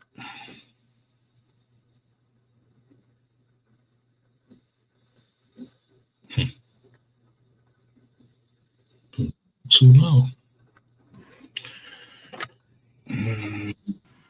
What's going on? Yeah, I was actually coaching my younger cousin through the ranks. So I got him to Platinum 3 got him stuck out of Silver 2. So, because I told him to play, I said what he was really good with naturally was Namor. Mm-hmm. And so I was like, bro, just play Namor. He said, bro, you one shot in the enemy team and getting KOs. Like, he was so good with him, he didn't realize that the character's proficiency had leveled up. And he was like, what's that? I was like, I said, because I saw that he got promoted to captain. I said, oh snap, you captain. He was like, what do you mean? I said, go to your hero proficiency. And he didn't recognize he got a knockout from. He said he put a smile on his face. I was like, yeah. Yeah. So now when you headshot him and kill him with your switch, you're gonna see that Triton pop up. I said now he's almost got him the Centurion. Oh shit. He's playing the hell out of Namor. Yeah, I got him to Plat. I was able to coach him to Plat 3. I was like, so he was happy to get out of Elo hell because he's been doing it by himself. I said, well, dude, you're 15 and you got school, so it's not like you solo level. And it's like, but yeah, you ran into somebody throwing matches too. Yeah, I think he was. I mean, I played with those guys for a couple hours, but a couple of times he did some shit that was inexplicable, stupid. Like, we were playing one match and we had to lead, and it came down to a tight match and we were going to lose. And I switched to the Punisher, pull it out, and I'm holding him down. I'm gonna win. It's like a couple of seconds left. This motherfucker grabbed me with Jeff, and he's playing Jeff. And lost. I'm like, what the fuck? That was the first time. Another time he did some dumb shit. He grabbed somebody else with Jeff. One of his friends or something. I'm like, this motherfucker got to be doing this shit on purpose. This is happening. This is purposeful. I don't like that. My thing was, like I said, I play to win, regardless of what team I'm on. I play to win, and I'm not going to quit. I popped in on one team. This dude is standing in the corner like, no, don't help them. Don't help them. They ain't helping me. They ain't doing nothing. I was like, man, it don't matter, man. I'm on this team fighting against that team. That's what I'm doing. Yeah. Y'all working together. Yeah, he lose, y'all lose. Yeah, so we all going to take a loss on this shit. You standing in the corner bitching. It's not helping a damn thing. The fuck that's coward shit. That's crybaby shit. I don't do that, man. I don't know about this generation. We'll get in the games and just try to quit. Like, we can't win. It's over. And that was the other thing the main dude that we talked about was saying. He kept wanting to call the shit over as soon as they got to 70%. I said, the game ain't fucking over. You got 3 minutes. Bro. If I was Michael Jordan and we out on the court and you talking about you about to quit because we got 3 minutes left, man, I'd have punched you in the face. The fuck off the court. Phil, get this motherfucker off the court. Hell no. You better play to the last second, motherfucker, and the overtime. We end up winning that match that he wanted to give up 3 minutes in, he wanted to give it up. We end up winning that shit. I'm like, no, bro. That's when I stopped talking to his ass. Like, I think you spoiling these matches, and I don't like that. So we just go on observation mode for a while and see how you play this shit. Yeah. That obviously helps, especially in a competitive situation, right? I'm not playing a competitive game. It's a quick drop, right? It's a quick match. But still, motherfucker, you playing against play to win. You still play to win. It don't matter who you play. You play to win. Play to win and don't quit. No, these motherfuckers trying to quit, run, backpedal. I'm like, I hate. And most of this is on the streams. Like, I hate fucking cowards. I hate fucking cowards. Sorry, there's no other word for it. I hate fucking cowards. It's worse in rank because they have the surrender button. You can initiate a surrender. And twice last night, I'm late night, and I don't know why I did this to myself. Because when you play between a certain time, late night, you get all the weirdos and the dummies that want to do their own thing. We had them beat. We lost the point. Somebody, and like 6 people, like 4 out of the 6 people initiated a surrender. I'm like, why? All we got to do is recapture the point and take this bad boy into a 3rd round. Like, what we doing? We got the 1st round. They kept, and like 4 people initiated the surrender, and me and 2 other people was like, "No, we gonna." I said, "No." I'm like, "No, we gonna fight. We gonna lose. If we gonna lose with some dignity and pride." No, yeah, exactly. They was waiting for me to hit the button. I didn't hit it. I was like, "Nope, I'm gonna let this timer burn out." Yeah, I'm not hitting shit. They'll be looking for me to hit the surrender button. Look, you will go down to the last man. Sorry, if that's not what you were in for, then too fucking bad. Because that's how I play. I'm not surrendering shit. I'm not surrendering nothing. Even at the last second, I'm not giving it up. I'll still be running out there. And what was ticking me off, because these were a couple of these matches that I lost were my opportunity to rank up and go back to Plat 1. Yeah, see, they did it during that match, and then the one match where the dude kept crying in the chat. Typing in the chat because he wanted the one guy insta-lock that was on the team insta-lock the thing. He was like, "Bro, let me be the thing." And I said, "All right, who's ranked higher? Whoever's ranked higher gets the thing." Like, because I said, because I know neither one of you are ranked higher than me, because I done already got the thing to captain. Because I've been playing with him. I done already got him the captain about to hit Centurion. I said, so I already know y'all, none of y'all are ranked higher than me, but it's comp, so I'm not even going to touch the thing right now unless I'm with my team. I said, but I know y'all not ranked higher. And so to do the entire match, cried about not playing with the thing. And at the end of the match, he's like, see, you should have switched thing. I was like, bro, shut up about crying about the thing. Like, for starters, like I keep saying, I said before, this game has now 37 characters and counting. Why are you insta-locking on this one character? It's the only one who wants to play. I mean, you it's the only one he wants to play. And yeah. Look, I got that on one match, and I played a bunch of matches last night. I played up until about, I think, 11, 12. Even after I shut off the stream, I was still playing, so fuck y'all.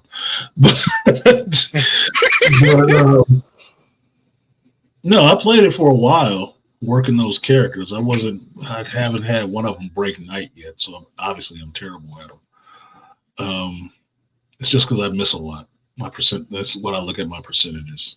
I throw up more shots, but I miss more shots because I throw up more shots. Right.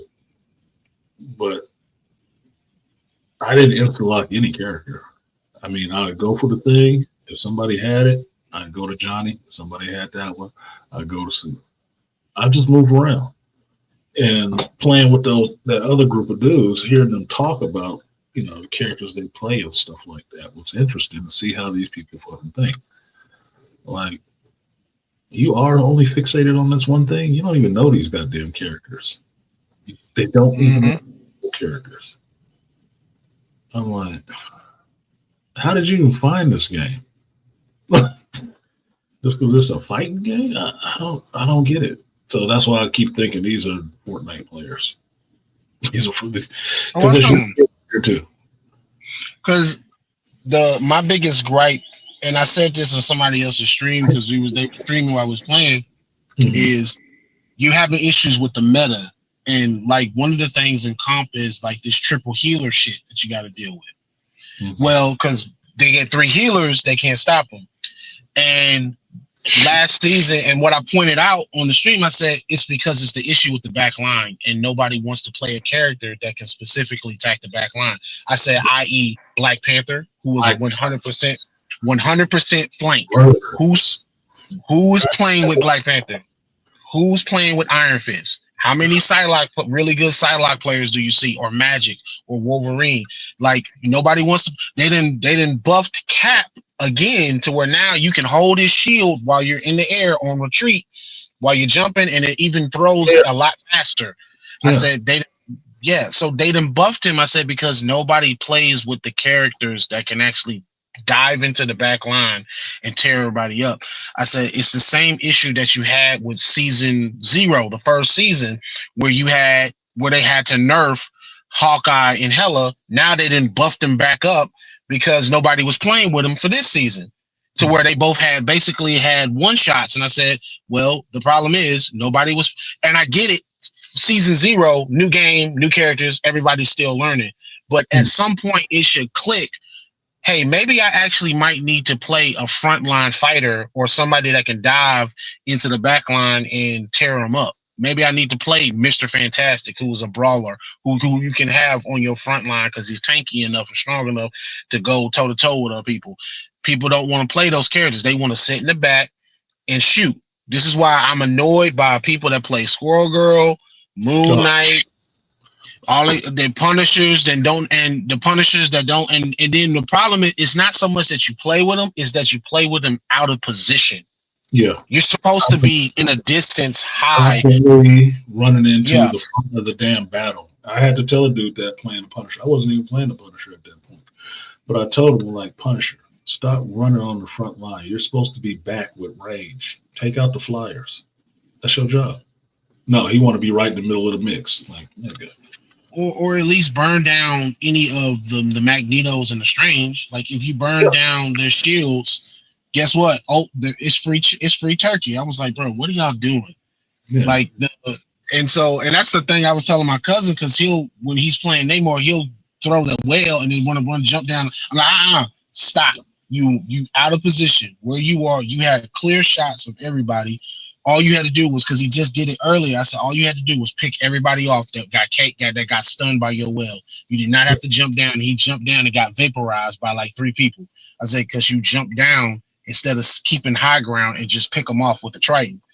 Well, and so that's the thing, is that people get over anxious for wanting to get in the fight, even though certain characters are not supposed to be in the middle of the damn fight. That's the whole point. They're not supposed to be in the middle of the fight. So if you are jumping into the middle of the fight and you're playing a character who's not supposed to be in the middle of the fight, you're going to have a problem. You're going to cause a mismatch on your team. Because I can tell you this.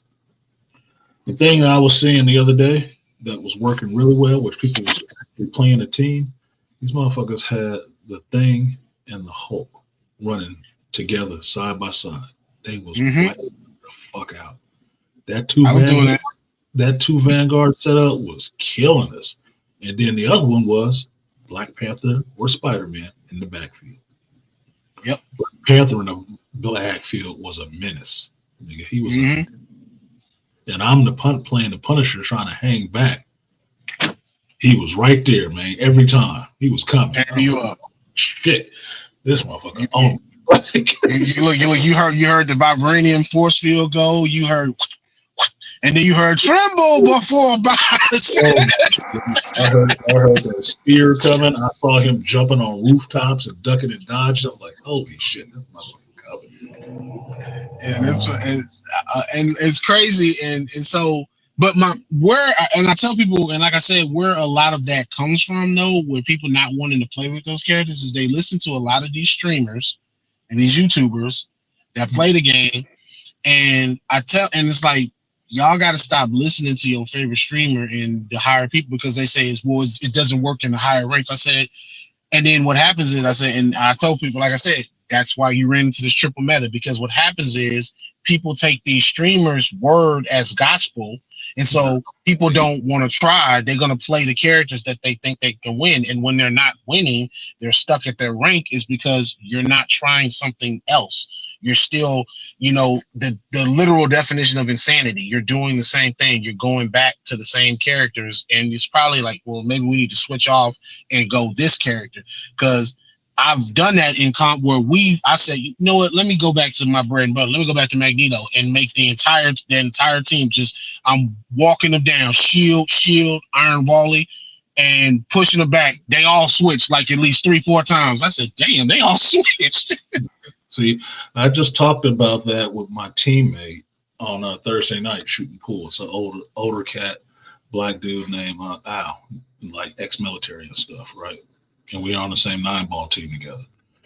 And we're talking about different shots and why I didn't shoot a particular shot. And I told him, yes, this one right here is the shot. Everybody sees that. That is the obvious shot. But I was never a fan of having to do just what everybody else thinks you should just be doing. I was never a fan of that. I'm willing to try something new. Yeah, this one over here has a little bit more risk to it. But if I make it, I'm golden because I tried something different. I never liked that. That's why me playing football, I don't like believing that in this position you always have to do this. In this position you always have to do this. Man, fuck that. That rules out a lot of creativity for me. And that's why I don't like it. Because it's not leaving enough room for me to actually move and adapt to the situation. So, like you're saying, everybody in the upper ranks play three healers. Why? Because everybody's scared to fucking lose. Which means you just put 3 targets on the board, and I'm going after 3 of them. It don't matter which one I'm getting. I'm going after 3 of them. I'm gonna isolate and keep picking them off one by one, because that means half of your fucking team is just weak healers. Half your team is just healers. If we isolate them and pin their ass down where they can't heal anybody, they're worried about saving their own ass, y'all going down. Plain and simple, y'all going down. I don't think you should have more than 2 healers on the team. For a six-man team, you need 2 healers. One of them focus on 2 other people, and the other one focus on 2 other people. Mm-hmm. That's it. That's all you need to do. So if you run in this same, like I was just talking about, that fucking Vanguard rush with Hulk in the thing, you have 1 healer just healing the 2 of them. Then you can have your 2 backfielders going in there and just wiping out the back line, because they ain't fucking with the front line. Yeah, and we got beat, and because they always want to run to the 2. We need another healer, and I said, dude, I just got beat by a formation that I actually thought of, because I'm going over formations with the team for this damn tournament in like 2 weeks, and so. And I'm like, and I said, in one formation that I actually had in mind, I saw it in practice. You have basically 2 tanks push the payload, and two of them are like dives, and you have 1 sustainer, which is like a Punisher, and 1 like poker, long range shooter like a Hawkeye, pick off whatever is left that your 2 tanks get, and then you also have like a magic to kind of clean up whatever is up there too, to help them push and fight everybody and disperse their backline and push your payload. Yeah, because that's all I use the Punisher for. Punisher is for suppression. It's for suppression and making a push, because you get people to back the fuck up, especially when you pop the turret out. Look, I've done this a couple of times now where I use his ultimate and I'm behind cover. I'm not even aiming at them yet. But as soon as I pop it and they hear it, they start running. They start running for cover and clearing the way. That's all you need to do. Execution. They hear the judge, boy. They clearing the hell out. They know what's going on. They know what happens next. They clearing out. We've gained ground from them just hearing that shit, because it's a psychological thing. They know what's coming next. That's all he's for. He's for suppression and for the push. Other than that, I don't need to use it for any of that shit. That's why I don't. I got him to captain. I haven't pushed him past captain yet. Why? Because I'm not using him that much. I'm using everybody else. So I don't know. This like I said, it's a fun game, and I don't want to give people the impression that I don't like the game. I do like the game. It's just some shit that It's I just see. people do stupid stuff. It's like I tell Yeah, people, people being people. I People. will tell people Like, like oh, in the it's chat. people. Yeah, I would tell people when they say, "Well, we need you." They said three healers met. I said no. And I said I finally got on the mic. I said no. Three healers is the chicken shit coward way of you not trying to win. That's you not playing to win. That's you playing. That's you not playing to win. That's you not playing to lose. Yeah, you're gonna have to risk some, right? And people do have to play their roles, even a little bit. I mean, you can make shit work playing the game if you just have two people on your team that are one other person that wants to play their damn role. You can make it work. You can make it work, right? But if initially nobody wants to play to where you're playing a character that gives the team bonuses, then you're already fucking up. So now we just scattershot. Everybody's doing their own damn thing. Okay, so I've got 6 people on the team, and none of them know how to act like they're on a goddamn team because they don't even want to give each other buffs. You're going to sit there and cry about one character out of 37? Man, if you don't shut the fuck up, just play for this 5-10 minutes and then go play that somewhere else.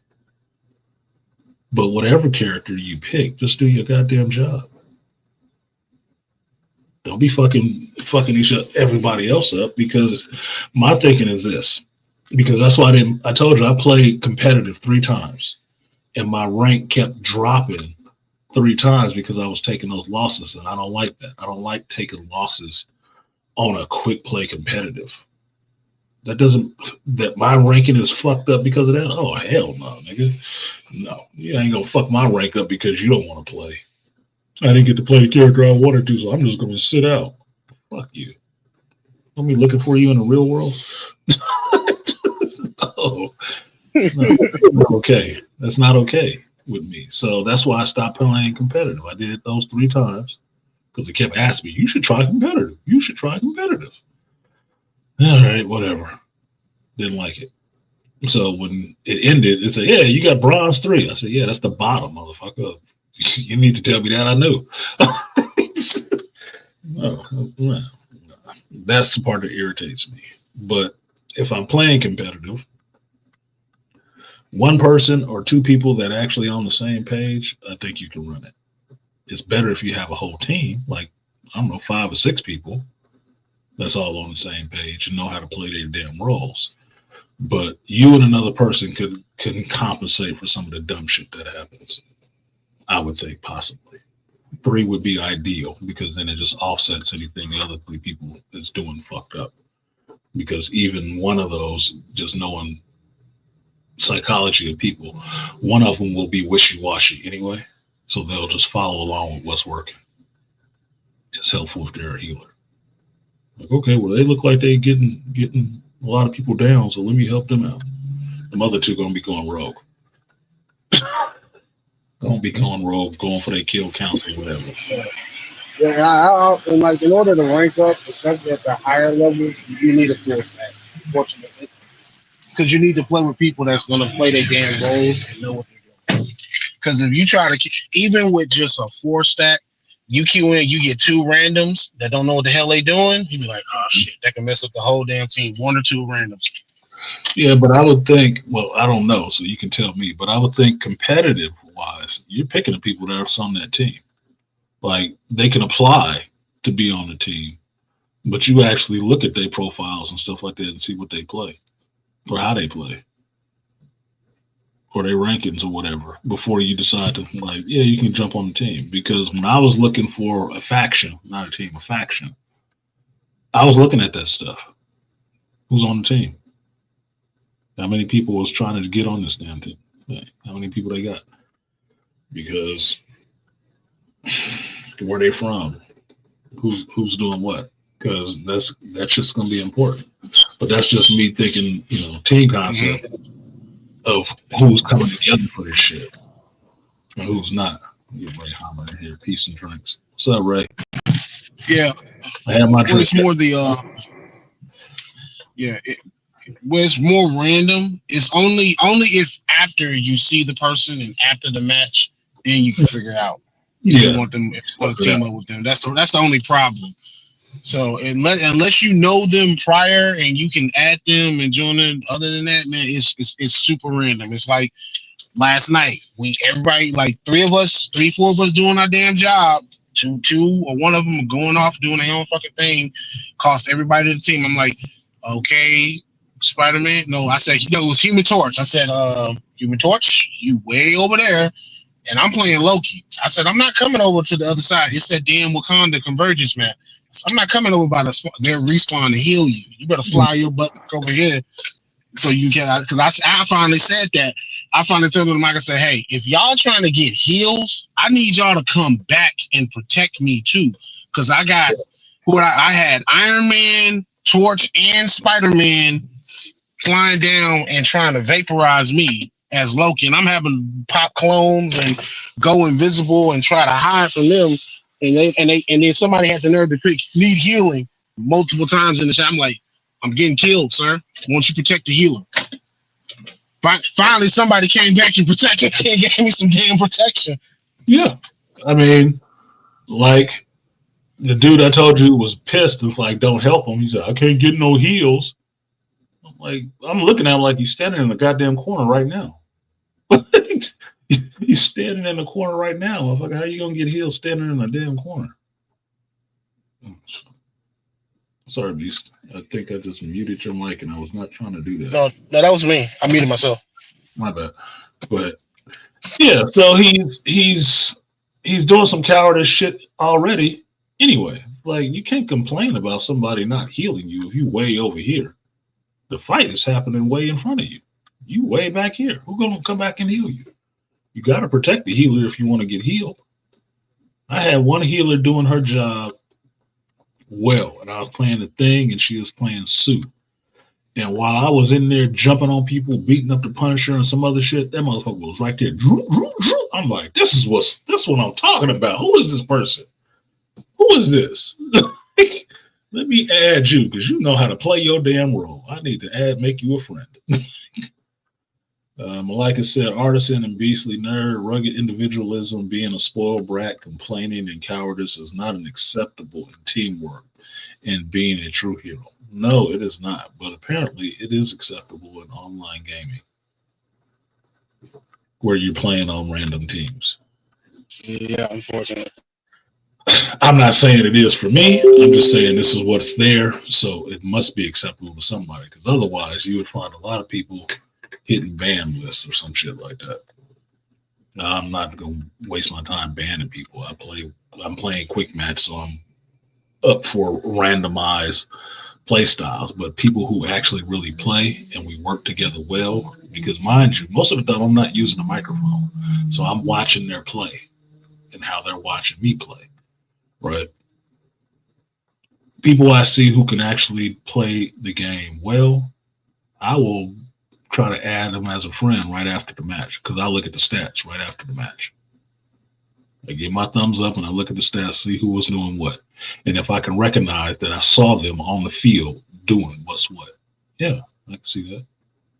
And the good part about this game, you can build your friends list, your roster like that by, you can add your enemies too. The people you're fighting against, you can add them too.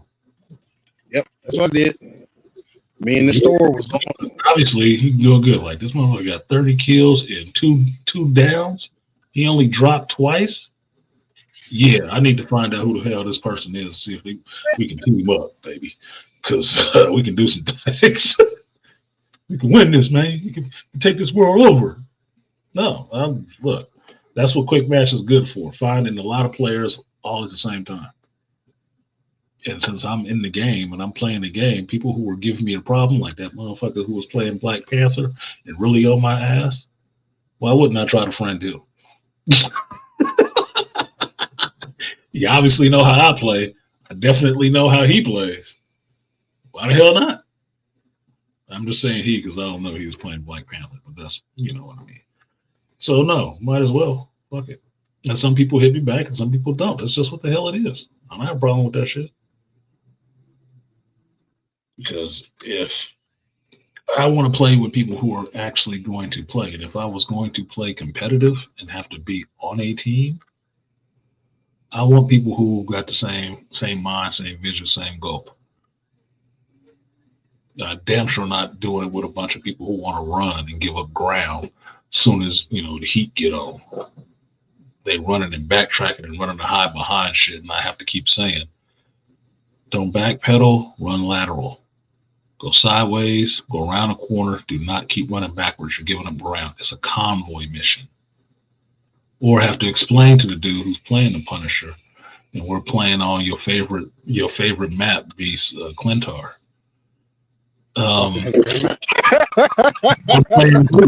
playing Groot. This is why I like Clintar. It's a bunch of narrow openings. That's all it is. It's a bunch of corners and narrow openings, which you don't have to worry about flyers as much once you get into the convoy moving. But I'm playing Groot, and what did I do? I start blocking off doorways where they can't come in. They push the convoy to a certain spot, but then we push them back, right? So the convoy is just sitting there.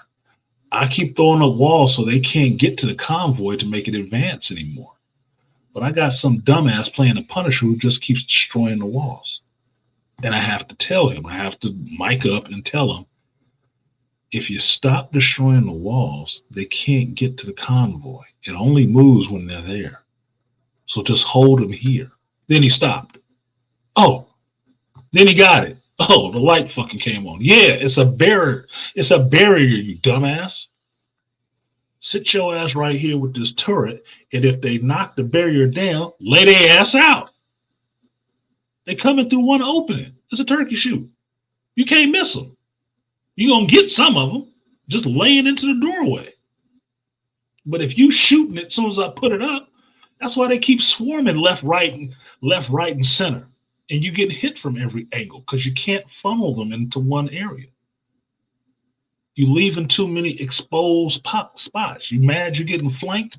Well, stop destroying this wall that's keeping them from going that way. Dumbass. Just dumb. But that's just in the game playing tactics. Like, oh, they way back there. They got to run all the way back. Man, fuck this. Close this door up. They can't come back. That was just like I was saying. They cannot move this convoy if they can't get back here. But I had to say that to them. They couldn't just see what was happening. Because everybody just want to shoot shit. Yeah, that was just like yesterday. I was playing with when I was playing with the thing, and I had a Groot on my team. This dude would put the walls up every time. Every time I would have them one tap, he would put the wall up and block my punch. I'm like, bruh, I literally got them finished. Why would you put the walls up? Because it's like I'm not playing with my dude that's the captain of my fraction. Where when me and him hold the front line now, if I'm playing Wolverine, he'll block them from escaping. So he said, go crazy. Or he'll block them in the room with me and them so they can't go out. He said, go. I said, thank you. And I fair lead them into that room. He blocks it and I tear their ass up with Wolverine. And so I just hate people. It's like, bro, yep. I get good with Groot to where I throw walls up behind people that are trying to retreat back to a heal spot. No, I'm cutting them off from that shit. You're not getting there to get back and heal. And that's one of the things I have to keep yelling in the mic to people. When you see them, the person that's being a problem, especially like a Scarlet Witch or a Wolverine, and you see them backtracking because their health is low, they're going for a heal point.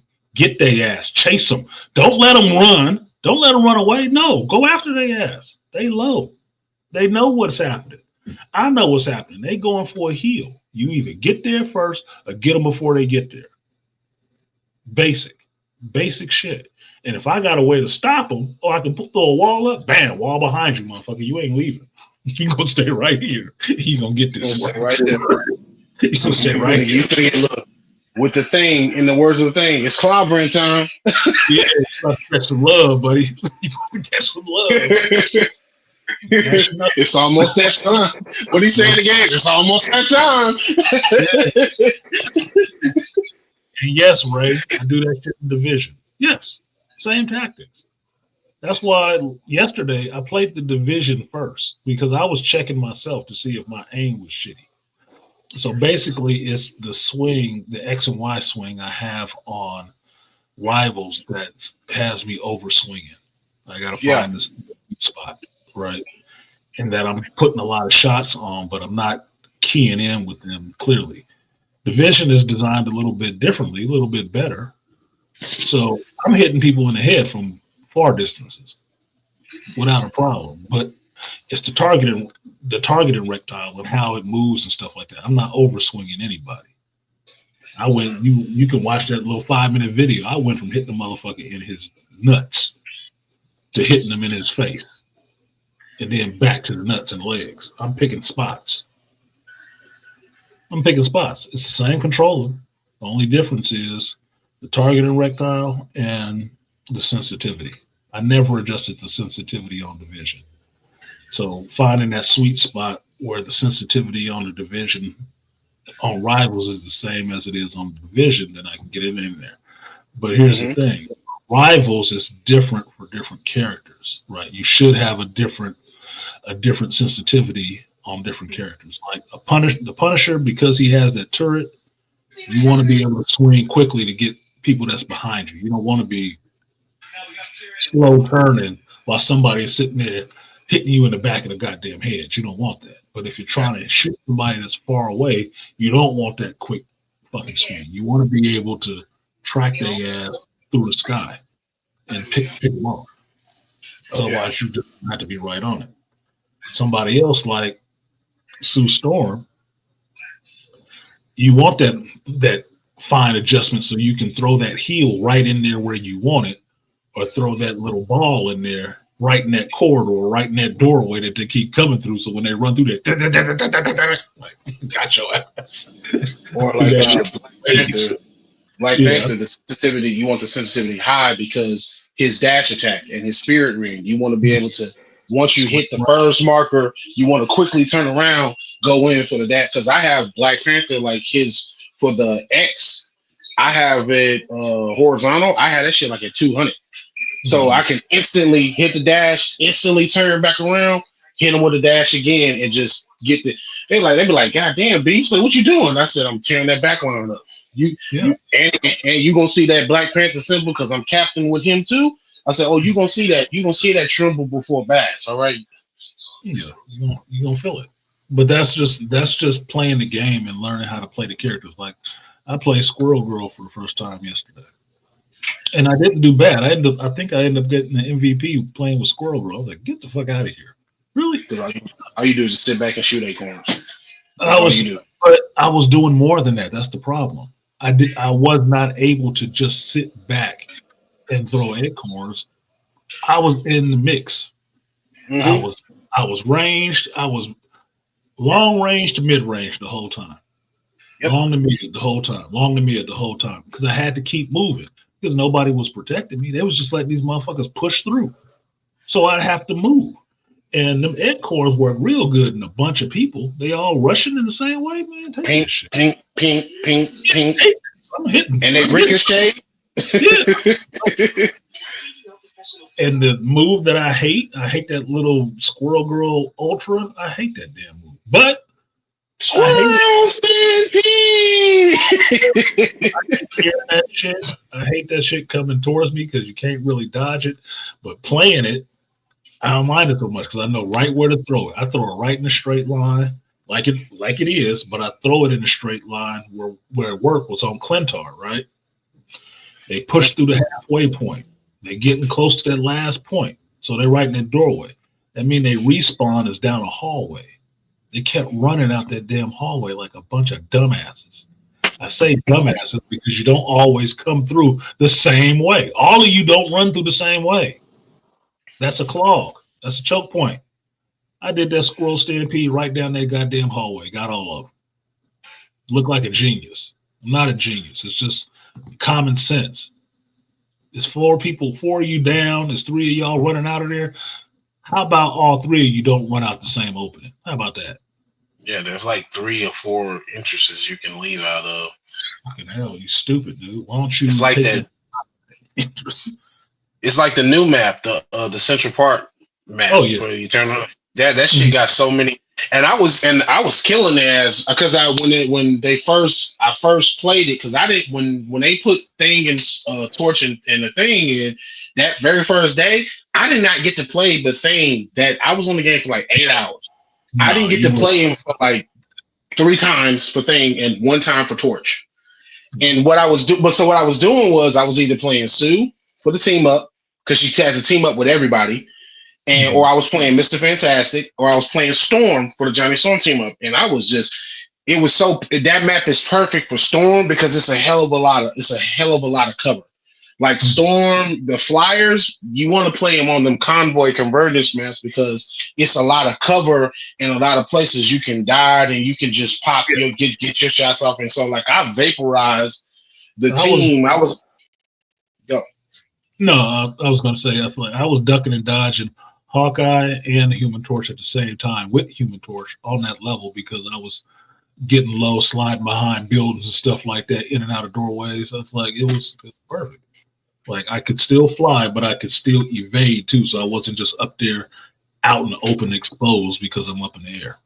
No, I was blocking shots and I was holding Hawkeye ass down because he was trying to get me, but firing that doorway you kept stepping out of, brother, is a problem. Oh, that firewall, I love that shit. I was like, oh. So my Iron Fist was trying to kick my ass. I was like, oh, bro, I'm finna hit you with the firewall. As soon as you fly up here, I'm finna just, come on, bring your ass up here. And I would meteor smash where you can dive onto them. I was taking them Iron Fist players out because that shit was annoying me. I said, I thought they nerfed you. You can still jump with 0 jumps? How is that possible? Yeah. The only thing I'm not liking about Thing and Torch is 2 things, right? With Torch, his supernova, that shit is weak as fuck. It's trash. It's not. His supernova should be like Scarlet Witch's chaos magic thing. I've done that supernova at ground level, right in the middle of people. Nobody's really knocked out. I've done it up in the air. It really don't hit anybody. It just goes out in the radial pattern. It's weak as shit. It's weak as baby shit, and I don't like that. I feel like this is a supernova. This should be omnidirectional, and if I do it close to the ground, like I've done, like you were saying, that meteor dash, I've done the meteor dash to hit the ground, and I pop a supernova, and nobody went out. Man, that should wipe out everybody. That should be like that doing that chaos shit. Everybody should be like, the range is ridiculous, and everybody getting it, even if you was behind the corner. No, that's stupid. The other one is the Thing, his little Clancy Street Drive or whatever. Charge. That shit is hard to control, which is dumb as fuck. I give you a tip. Turn off, go to the character settings and turn off. That's the first thing I did when I was playing with him, and I figured this out. You can turn off that turn it to where you can hold the charger, so you can hold it as long as you want to hold, as long as that 5 seconds, or release it. Because what I do, I've already got my combos down. What I do is, if they're surrounding me, I just hit the button and it will just instantly do the slam and knock everybody out of the way. So you can hold, you can set it to hold. That's the one thing I do like about this game. You can make those adjustments to those characters. You can, if you go in and figure it out, or somebody tells you. Also, with the Thing, they just don't have enough. That's the problem I don't like. They don't have enough. You can customize every character, but it only saves like 5 or something like that. 5. Yeah. That's the shit part. It's like, you got 30-something characters, man. You could at least give me 10. If you're gonna have presets for characters, you could at least give me 10. 30-something and counting, because you're gonna add more characters. That's why I said, okay, you're gonna add. You got the, supposedly we already know what the next season 2 characters are gonna be. Why you don't have like at least 10 of these bad boys? Because I had to erase some of my reticles. I was like, damn, which ones do I want to erase? And that's the reason I say that, because 5 characters. I'm a new player. 5 characters I could set presets for. Okay. Those are the 5 characters I want to play. So obviously it's going to be the first character I started with, the second character I started with, and say maybe the last character I'm working with. So that's Punisher, Rocket, Groot, Sue, and Reed. Now I got to go to changing or deleting them so I can save stuff for some of these new characters you just introduced. It kind of sucks. But that's just me. It's a little thing. It's like a nitpick thing, right? It's like you should give me 10, but that's just like saying on the division, my storage should be 200 and not 150. You should still bump up my storage because 150 is bullshit, or 100. I think it is 100, 150 is bullshit. For as many weapons and stuff you can do and configurations you can have in a game, you should set it to 200 flat. Oh, you can only carry 100, but I only get 300 in storage. You got more than 300 weapons in this shit. What? Y'all can't do math. so that's the only 2 things I don't like. And running with the thing, I get the charge part. His charge, I like it. I don't like the directional part of it because it makes it like he's a bowling ball. When he rolling, you miss more than you hit what you're trying to hit, which makes it ups the difficulty, but it's bullshit difficulty, right? He's just hard to control that way. Like, that's dumb. That's just so dumb. I missed a person and ran into a corner, and trying to get him out that corner is him wasting his time trying to turn around. Fucking hell, dude. It makes it useless. It makes it only in tight quarters where you don't have to steer at all, and only if you're close. All right. So I would use it to back people off a podium or something like that when they're trying to rush us. I would use it to back them up. Rush into that crowd and just start hitting people. Well, it's not doing a lot of damage, really, unless you. That's all I do. Twice. Unless you can hit him twice, you're not really doing any damage. But because you can't really control him when you're doing that shit, like he's a stone rolling downhill or something, you might only get one person twice. Mm-hmm. So it's not working correctly. The other thing is Johnny Storm's speed is bullshit. Johnny Storm moves slower than Reed Richards. I mean, not Reed, but Iron Man. Even using his flame boost, he moves slower than Iron Man, which is stupid. They just reduced Storm's speed again. They nerfed her because she was getting banned at the higher ranks because the hero bans, because they said she was too powerful. I was like, well, damn, y'all all bitched and complained about her being too weak. And I was the one saying from the beginning, hey, let's not nerf or buff any of these characters. Let's just learn how to play with the character first. Yeah, before we start. Learn to play with the character the way it is. You don't have to buff, debuff, increase, or none of that shit with any of them. Oh, Iron Fist was OP. No, Iron Fist was OP in the hands of somebody who know how to use them. Mm-hmm. You don't know how to use them. You go down just the way I was taking out Iron Fist. Like, man, this motherfucker weak right here. Bam, he down. He got clobbered many a time with the thing. Just bow, let him take that shit.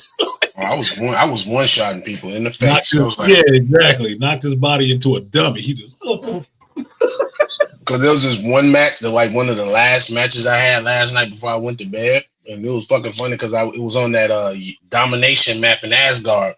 Mm-hmm. And I was trying to chase the freaking Hela, and we was actually playing like another high ranked team we was all doing quick play. And I was trying to chase that fucking Hela, and I was chasing Hela and Jeff around the back part on the other side, just bing, bing, kept hitting them. And then I ended up catching Loki. and I got the knockout prompt now. So bang, oh shit, I got Loki. Well, let me catch Hela. Hela caught me because they buffed her back up, and so she was able to catch me. So we did it again. This time I was able to catch Jeff. Oh, you ain't finna eat the team again no more. Bang! I just saw the shark go dead. And then I caught Hela, and at the end of the round, just to collect the point, I said, nah, we ain't doing that shark shit no more. Yeah, I got something for your little ass. Yeah, that's I don't play domination that much, but last night after about 10 o'clock, all I played was Central Park. That's the only thing that I saw was on there that you can do quick play in Central Park only. And say, yes, I'm looking for Blade. I just want to play Blade. So that's why I had Squirrel Girl to get that accomplishment done for her. Like, I got to play this goddamn character. I don't even like this goddamn character, dude. I don't want to play her.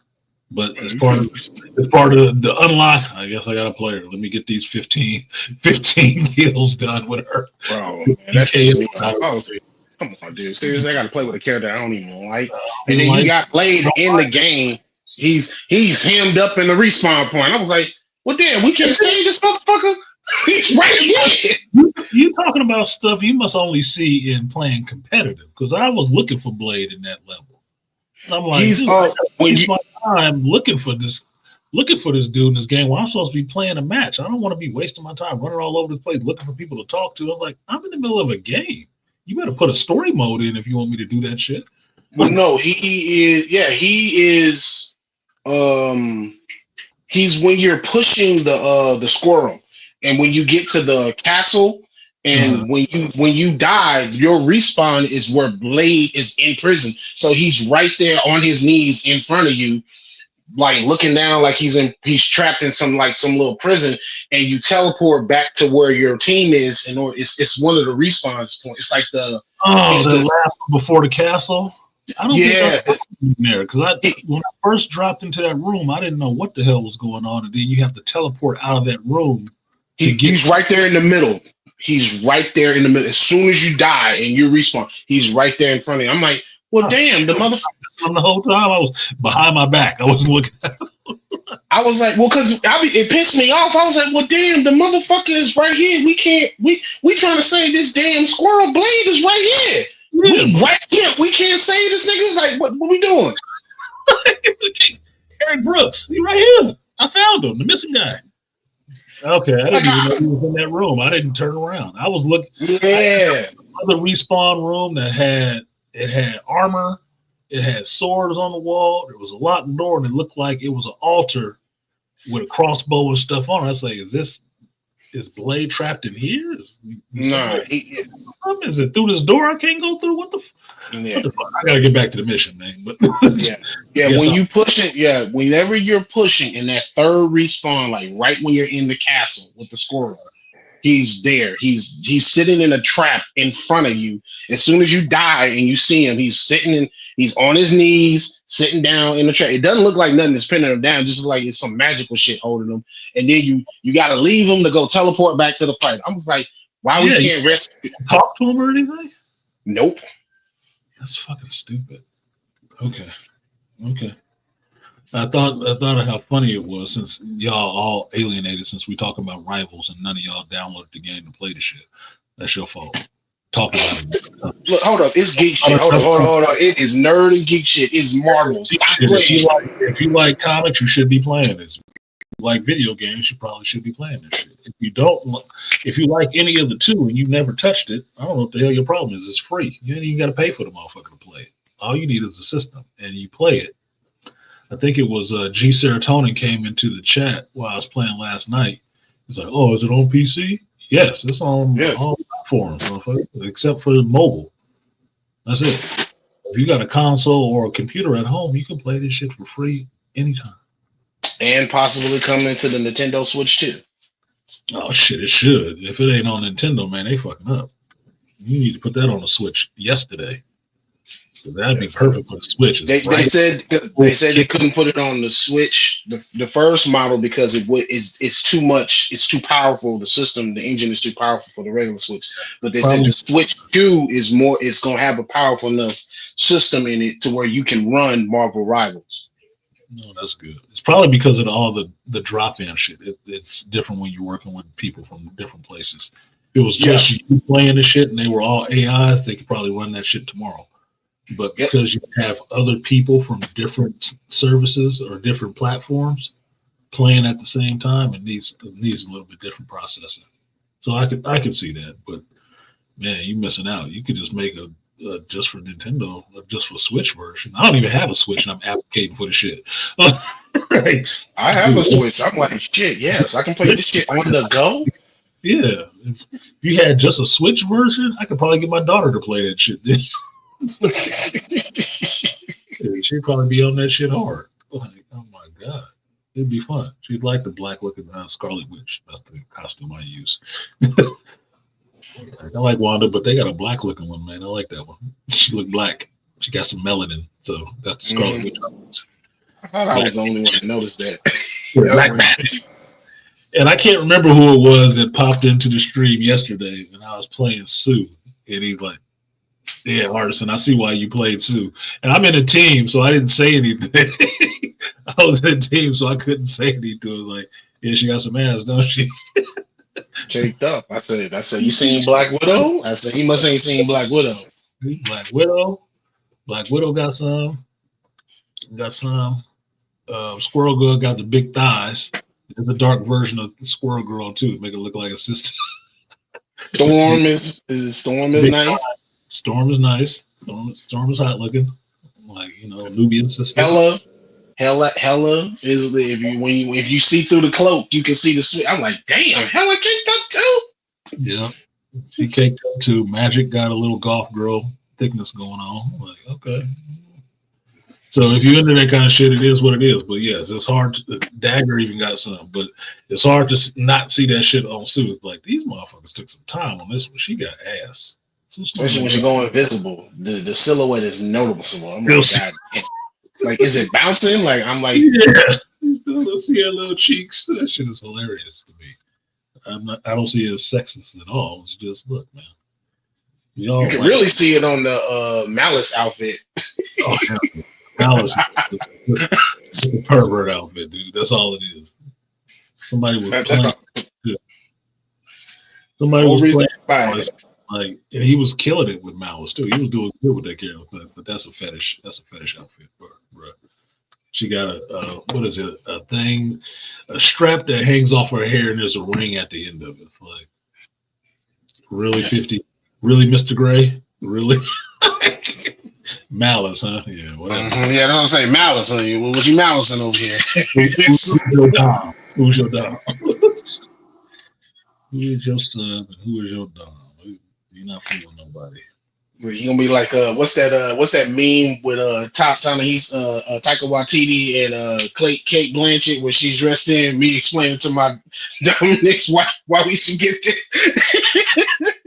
That's what you into, player. Yeah, it is. Well, grown up, do what you want. Do whatever. It's your business. Float your boat.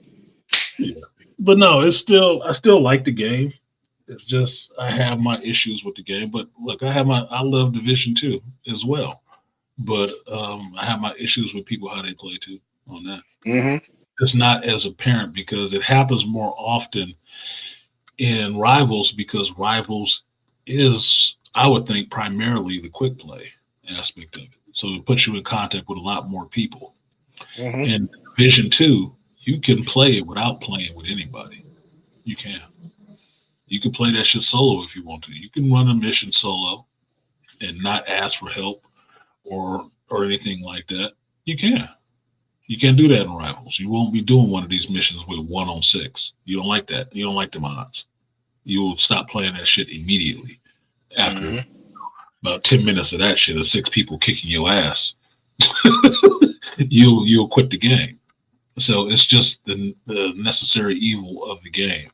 Whereas you come in contact with these different kind of play styles. That's why you try to avail yourself of the option to add anybody that you're playing with or against to try to build yourself a good group of people to play with. Because I'm not 20, so I'm not around, or a teenager. I'm not around a bunch of people all day that play video games. I'm not in that age group.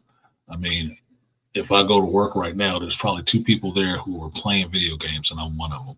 And the other one is just playing Pokemon Go on his phone, and he just started doing that. So he's not a gamer at all. So I'm alone on a raft, okay? And I'm not here talking up Marvel Rivals to these motherfuckers who I can't even get to turn off the TV from watching the damn dumbass news. It's not happening. So all my residents, they gamers like a motherfucker. But they, they playing Call of Duty and some other shit. So One suggestion that I did make is, and so there was talks of it because I think people doing data mining and shit was a PvE mode, whereas you're not always competing against other people. You're competing against something that has like story and other shit Yeah, to it. story of it. And that's what I said. And I said one thing I said, I was like, hell yeah. Yeah, especially for all that goddamn reading they want you to do to get accomplishments in there. Like, motherfucker, this is long. Mm-hmm. Bro, like I want to play. I don't want to sit here and read this game for 2 hours. Look, I just did the read the fucking. I just got the Fantastic Four achievement, having to read all of that shit. I was like, I just damn, man. I'm like a bad geek. I just scroll through the shit. I just scroll to the bottom. Like, fuck it. I'm not reading all this shit. I'll come back and read it if I need to. Hold on, what was the achievement that you had to read Black Panther shit? You had to read Yeah. Black Panther's second part of his story. So I didn't read the first part of his fucking story. So missing the second part is not going to matter. Scroll to the bottom, got the achievement, give me my 5 points. I'm moving on, man. I want to play this shit today. I don't know how long I'm going to play it, but I want to play it today. I read it. I wasted my 15 minutes and said this shit should have been in a complete comic book form for all this dialogue and word and action and imagery you got in words. I said, bro, this should have been a comic page. Like, what we doing? Here's the fun part about it. Because of the way this Marvel stuff is structured now, like there's a rival character that came over onto damn, why am I forgetting the damn name of it? Future Fight? Yeah. There's a rivals character that came over to Future Fight design, right? They took the magic design from Rivals and put it on Future Fight. They also brought over like the Winter Soldier design with that top knot and that little regal that don't look like Bucky Barnes at all. That shit. They brought him over, right? You got Luna Snow on that game, which came out of Future Fight, right? Mm-hmm. So some of those characters like Luna Snow and them and Swordmaster have made their way into the comic books as well. So Agents of Atlas and stuff like that, you'll get Luna Snow, White Fox, Swordmaster, that shit, all those characters over there. So there's a good chance that all this crap that's in this game can make it into a comic book, that it will show up in the comic books. They might have their own version of a comic that comes out, that it might just be a different universe, and it's all these rivals designs and shit like that, and these characters running around it. Yeah. Because that's what's in the game in and of itself. In and of itself, the game is about characters taken from different dimensions, dropped into these new dimensions. And one that's the most interesting to me was the Cloak and Dagger one, where they end up merged. So they can only swap places with each other. I'm like, well, that's a different spin on that shit. Mm-hmm. You can tell there's some creators behind it. Yeah, that's actually kind of cool. So they can hear the other person in their head, but they can only exist in this space, switching off at one time. That makes it a little bit more interesting. Or how Cap is, that's not our Cap, it's the Cap from 2099 because he woke up 100 years later instead of in the 50s, like, or whenever they had him wake up currently in the comics. Right. 1,000 years later or so, yeah. So it's Steve, but it's Steve from 2099 time. Yeah. That's kind of cool. If you read through the stuff, it's actually kind of cool, the stories that they developed for what universes these characters came from and why they are the way they are. Like, I didn't read the Wolverine stuff, but I'm curious to see about the Wolverine with the blood claws and stuff like that. Right? Kind of cool. Look like a cowboy with white hair. Look like a straight up anime villain. But okay. Yeah. Well, Wolverine's, I read his it's just a recap of what he meets. He's back on Krakoa, and he's in the bar drinking whatever little plant juice that they made on Krakoa for mutants. And Magneto, he comes in and chatting him. And he said, "You know what? Years ago, if I would have saw you, claws would have been popped, and we would have been fighting."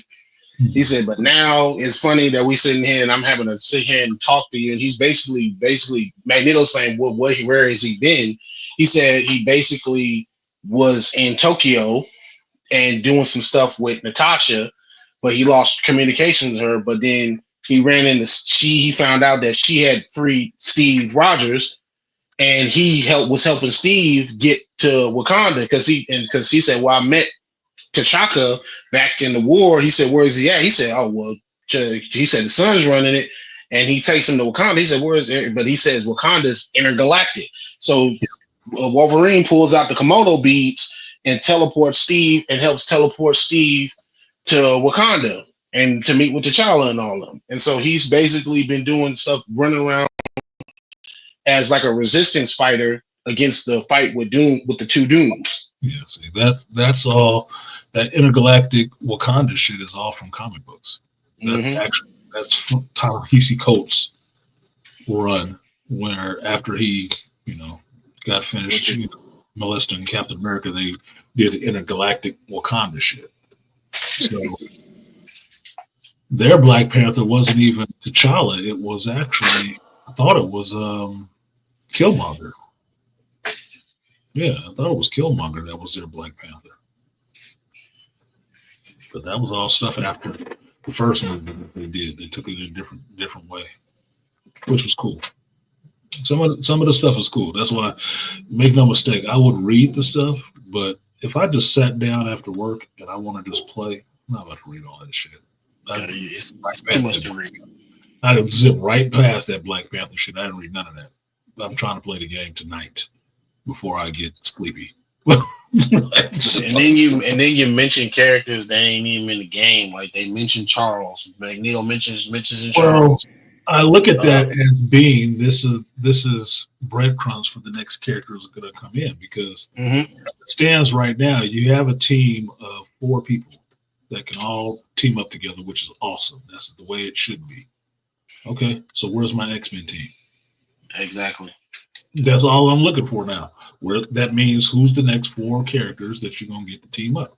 I need an X-Men team. I got enough mutants on this game, so I need a Jean Grey. I need a Scott. You're gonna have to go there, man. Where's Beast? You're gonna have to go there because you already set it up where the part of the game that's fun is that the synergies between the characters. Because right now, if you run the Fantastic Four, everybody gets Sue's shields. Everybody. Every one of them can have Sue's shield working on their costume, buffing their powers a little bit, right? So they work together. Fantastic Four works together. But the X-Men work together too. That is one of the most prodigious teams in the Marvel universe who works together. They can work together well, know each other's powers. Give me an Iceman. We got Johnny Storm. Where's my Iceman? Give me the original X-Men, right? Beast, Iceman, Angel, Scott.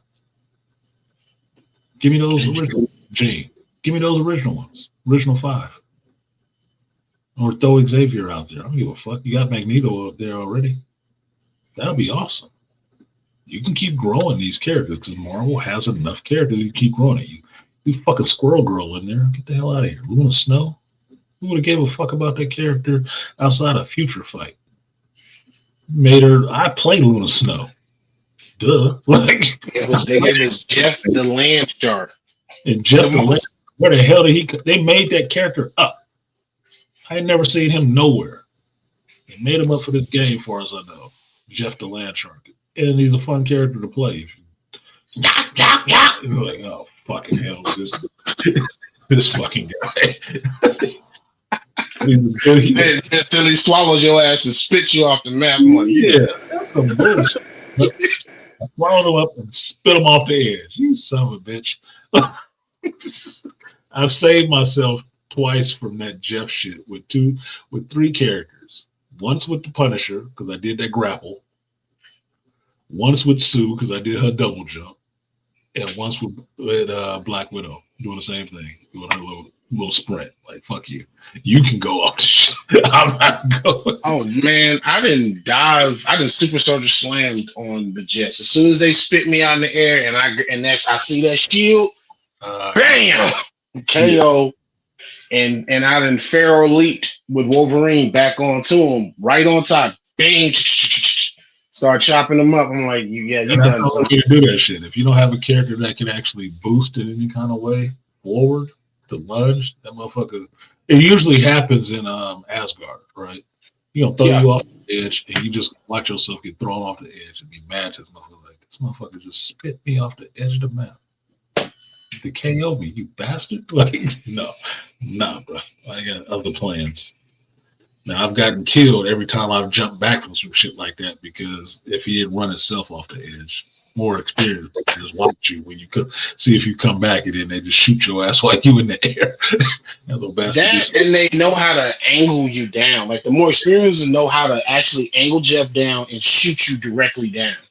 It's the dumbasses that just jump off the map with you. I'm like, dude, you just leave. Your team is now down a healer. Yeah, you don't need to jump off the map with me, but thank you, because now you out too. But no, I've found ways, but that's just learning. Like, understand when I'm telling you guys this, just my mentality on playing games, and I'm an older gamer, right? You play everybody, you learn everybody. Every strategy has a counter.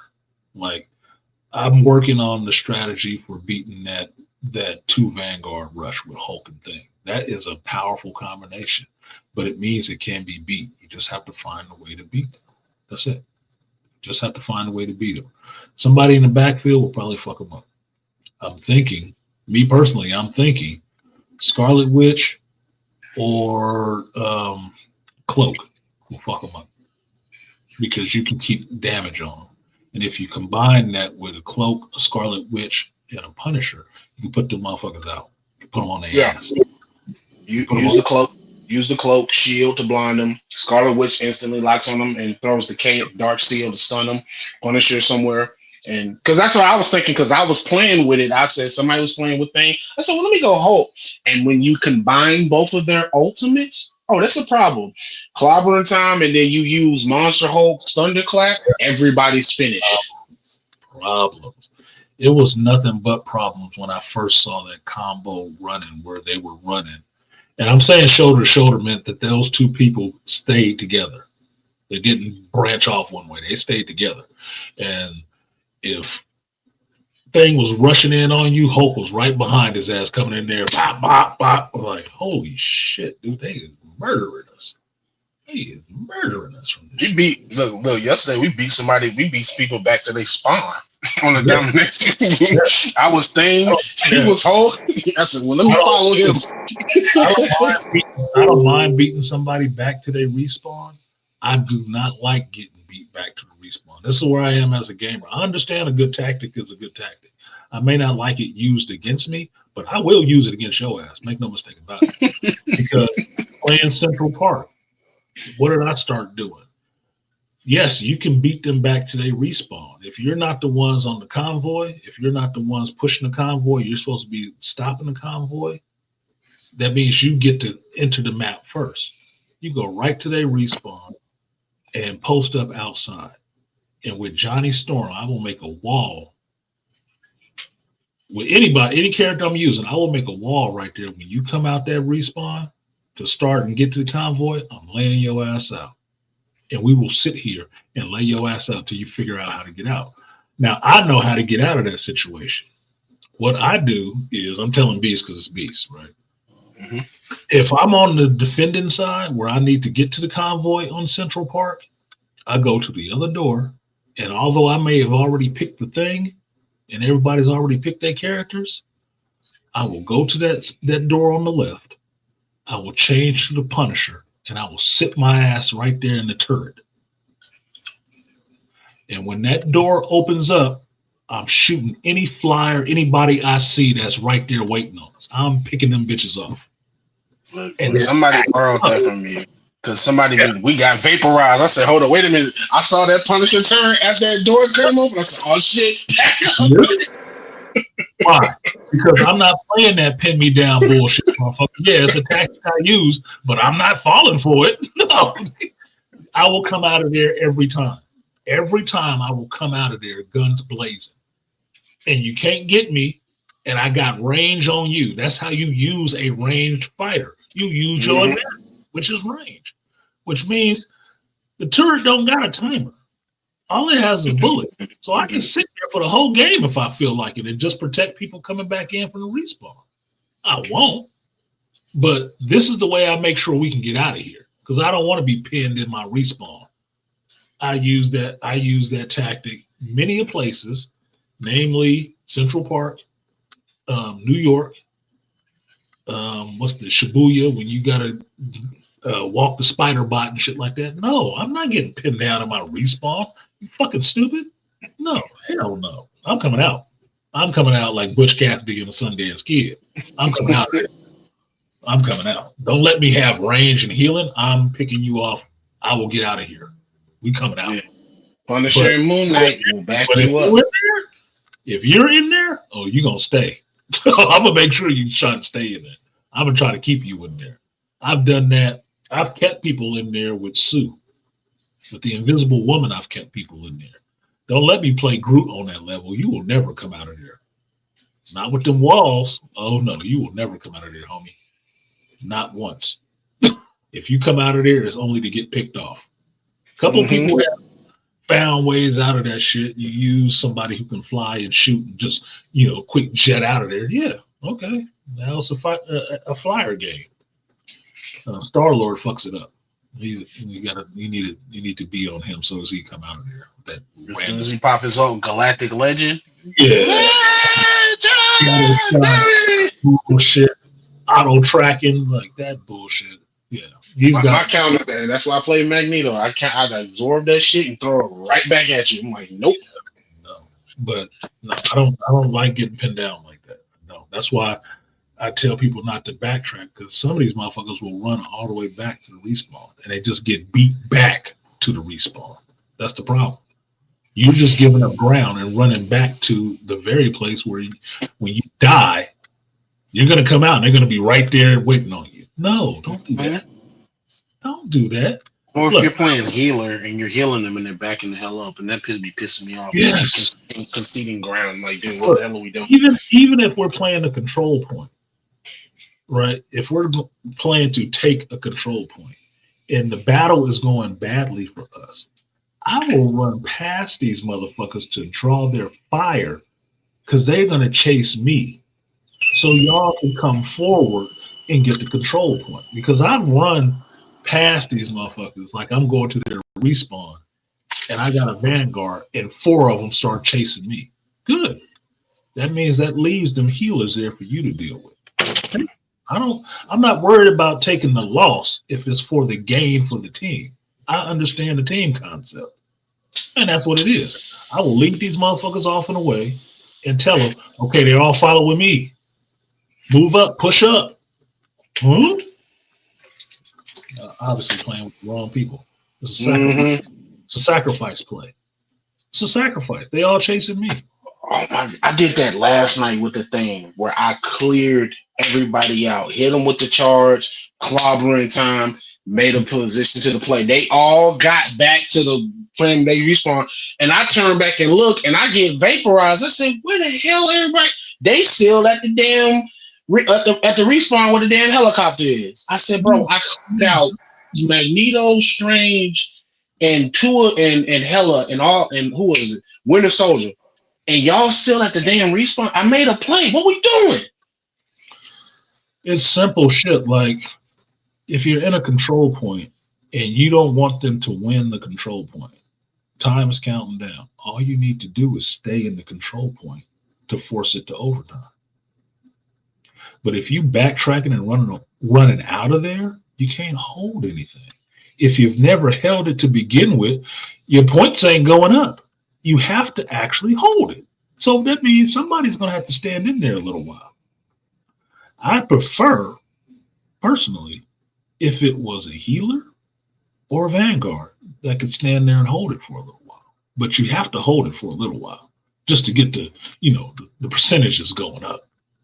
If you want to keep it from being taken from you, you need to stand in the fight. You stand in the shit and take it. That's all you got to do. You got to stand in there and hold him down and push him back.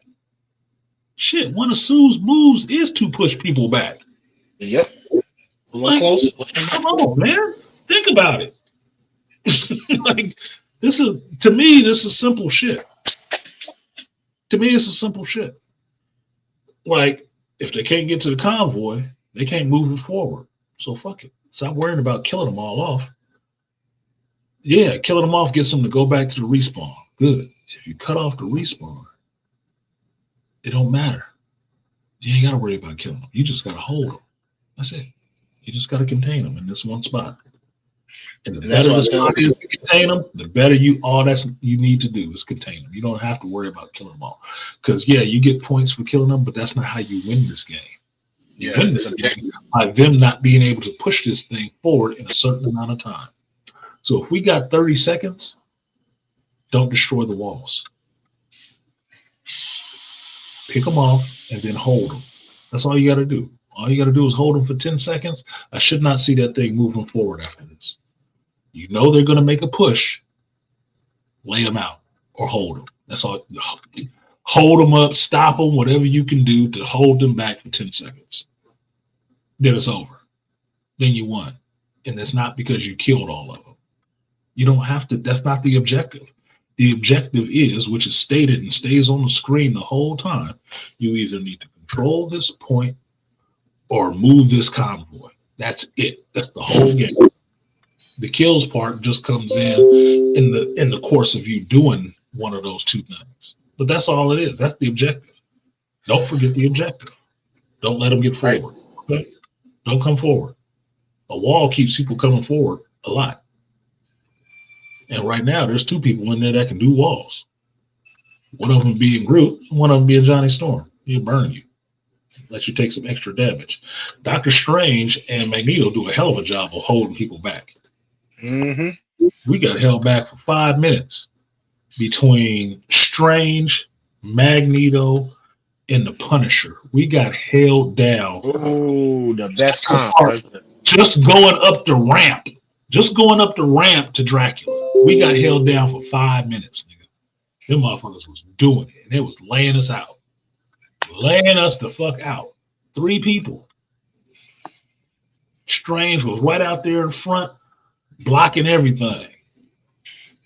Magneto on the side, blocking everything. Punisher was way back there on the landing, shooting everything.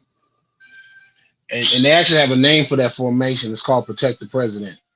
Yeah, they was doing it. They was doing it. That was the team I was playing against. I'm giving them props. They was holding us down. They was holding us the fuck down.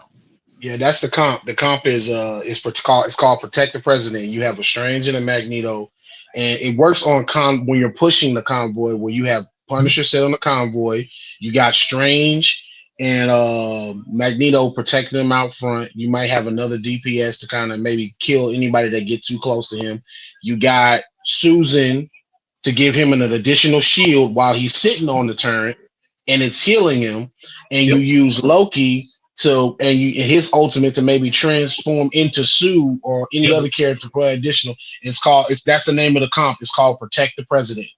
And you just pushed it, and I've seen it in action used on us in rank, and that shit vapor. I was like, they run it. I told everybody, I said, they run and Protect the President, right? We need to actually fucking just go straight dive and kill everybody in that back line.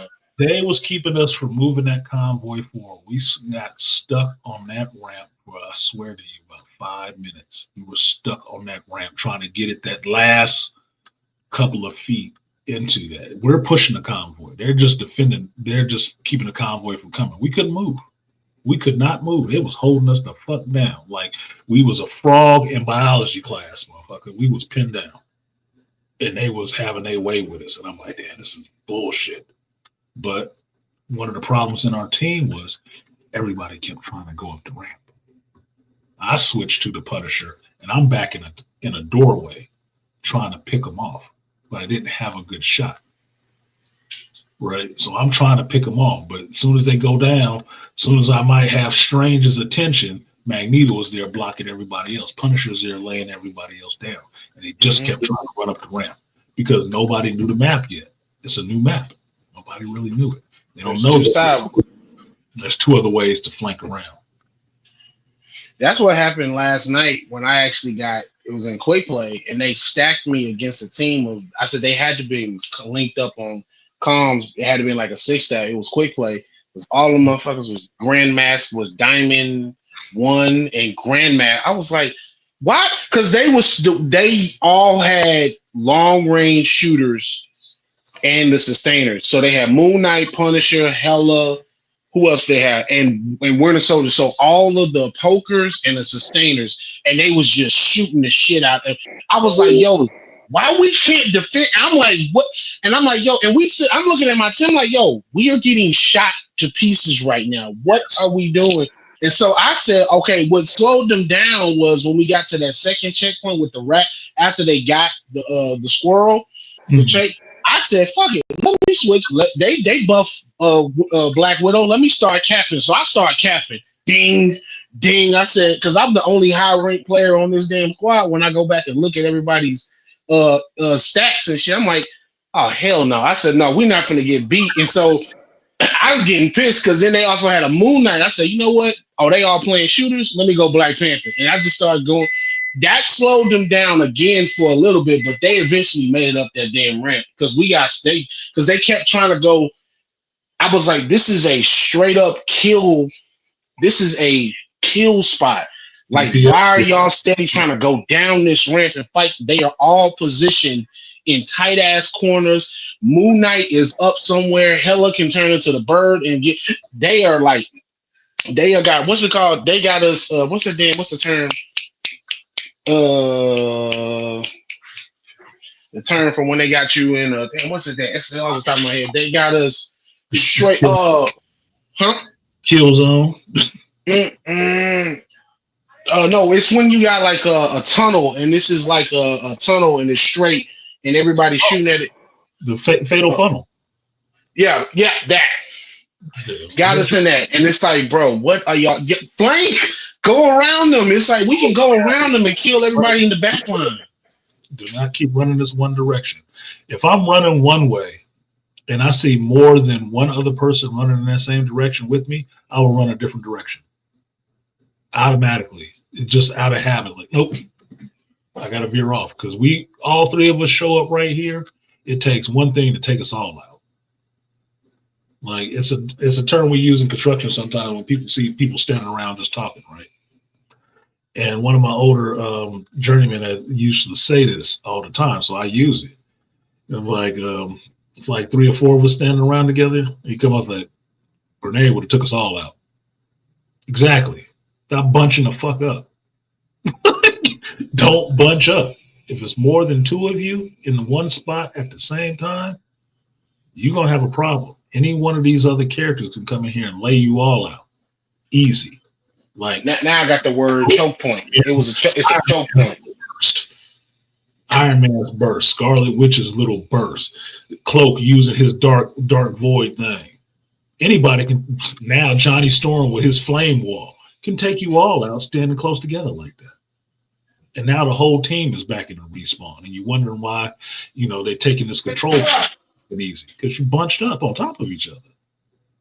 Like I'll move. I set up with the Punisher the other day. I'm shooting, laying them down. Somebody runs there on top of me with Sue or somebody, and they throwing shit.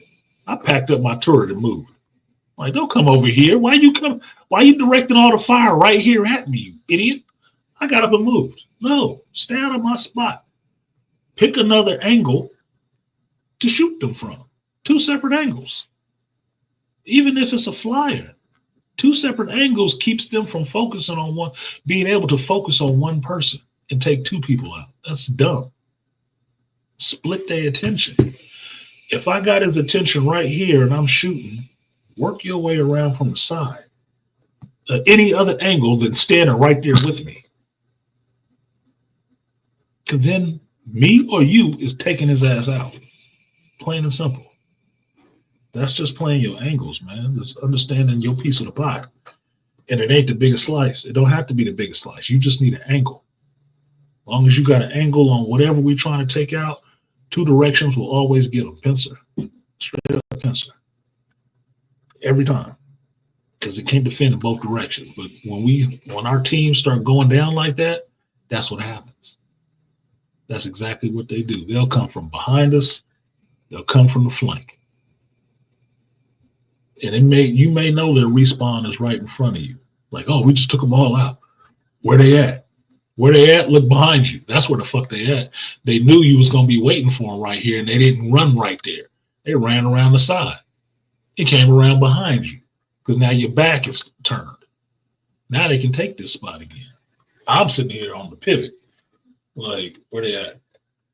They coming from behind. I'd come from behind. Let me back up a little bit. Catch their ass slipping. So they don't catch me slipping. Mm-hmm. Don't get that shit.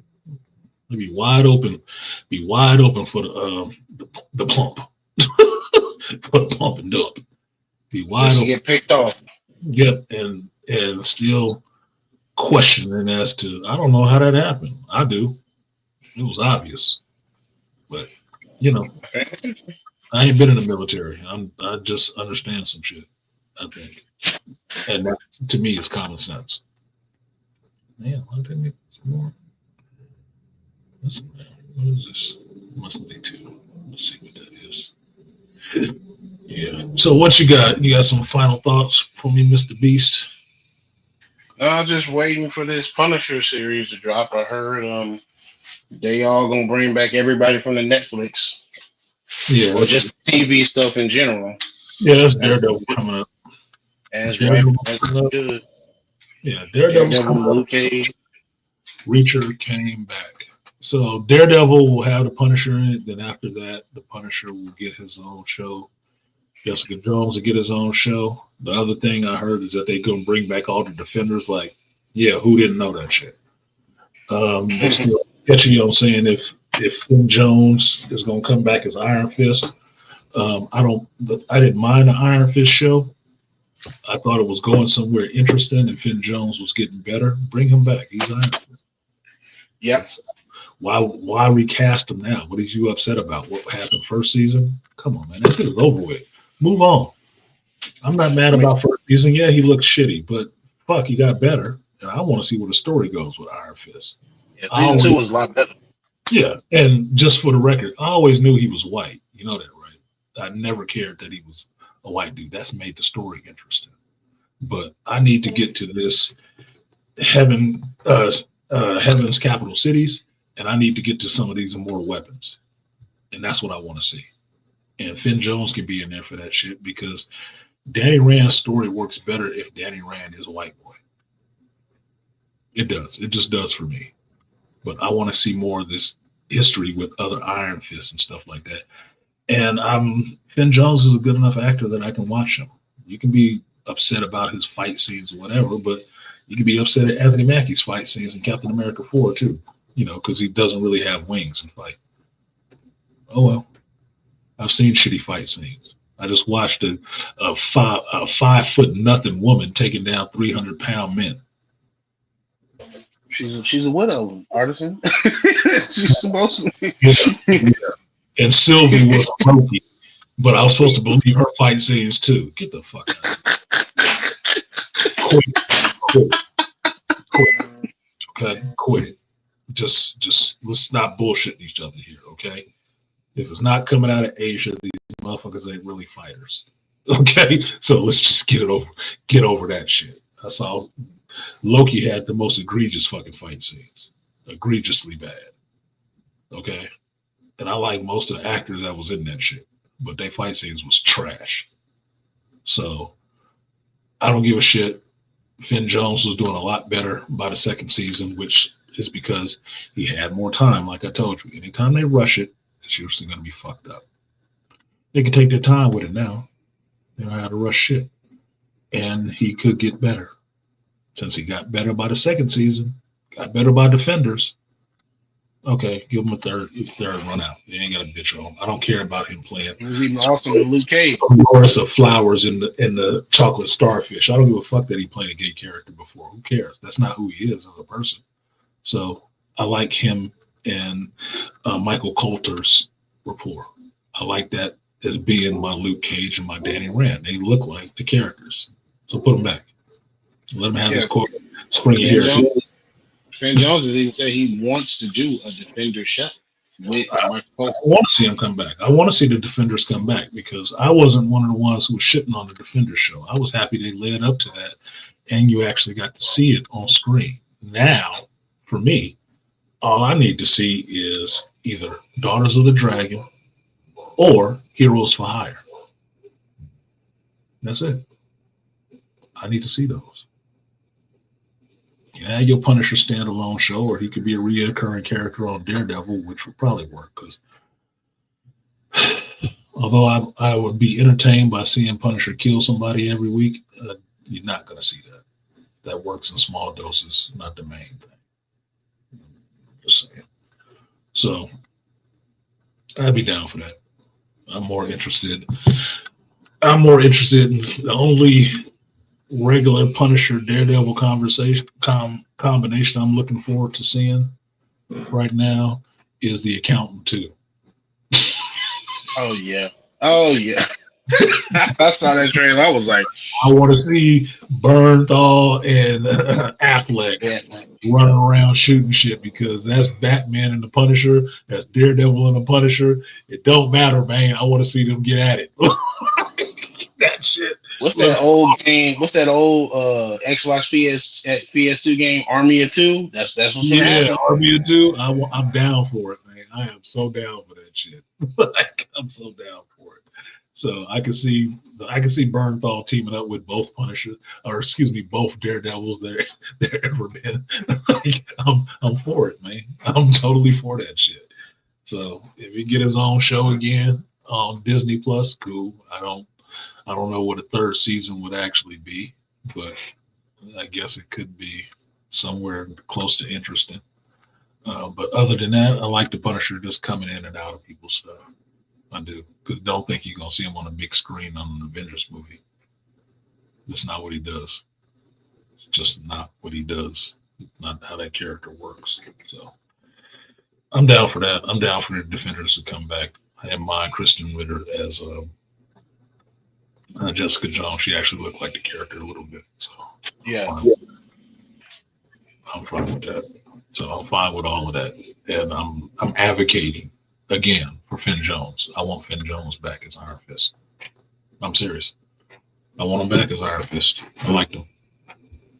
His fight scenes got better, because most of the complaints about him is his fighting, not his acting. He's a good actor. Bring him back.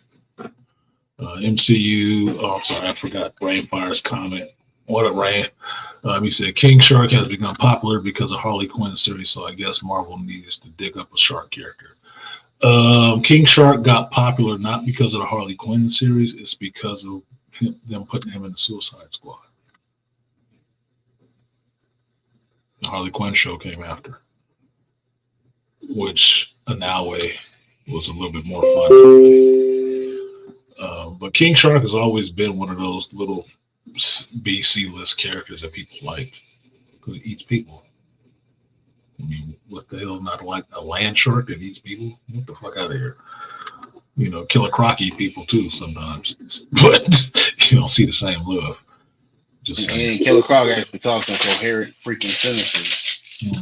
Southern Louisiana drawl. Spoiler said MCU Black Widows aren't super soldiers, unlike in the comics where they receive augmentations to their physiology. In the MCU, they're kind of trained like that. They got some shit, but they never said anything about them having any type of super soldier serum. You know, they get their ovaries cut out, so they get sterilized. And you know, they go through some intense training. And before Yelena and Natasha broke that shit up, they was getting some mind control shit going on too. So I don't remember anything. I'd have to go back and watch the Black Widow movie if they said they got any kind of physiological augmentations at all, or any types of serums. No. I guess they'll flush it out a little bit more in the Thunderbolts, because everybody on the Thunderbolts team is technically some type of super soldier. All of them got some kind of juice or experimentation that gave them extra normal powers, even Sentry. So let's see how that shakes out in the MCU. But they got a lot of irons in the fire, and they don't know how to juggle. Hence Captain America 4. So we'll see. We'll see. Maybe I'll go back and watch Black Widow, because I don't mind Scarlett Johansson. in skin tight clothes or otherwise. And I like Elena. Sorry, Florence Pugh became a hot cutie to me from that movie.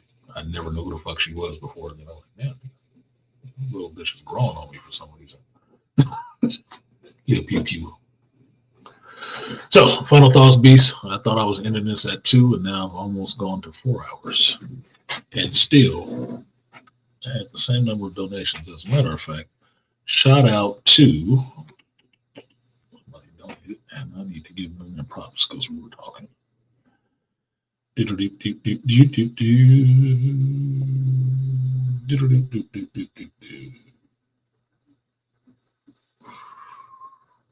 All right, shout out to 2 Trio for supporting the stream. You gave me some coffee money. Appreciate you.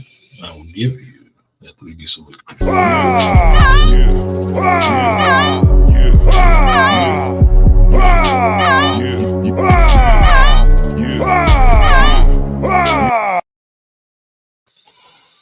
am I going to do this?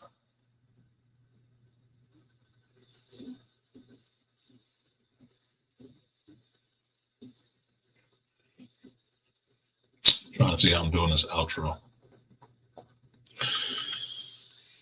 And shout out to JL West. He had supported the stream earlier. He says supporting the stream. Appreciate you, JL West. I will give you, sir,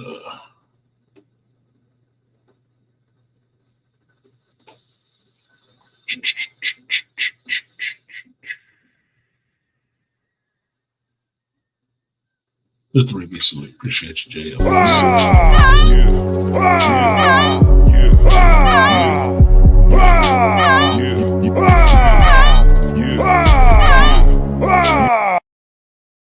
right, I think Beast muted up and playing games right now. No.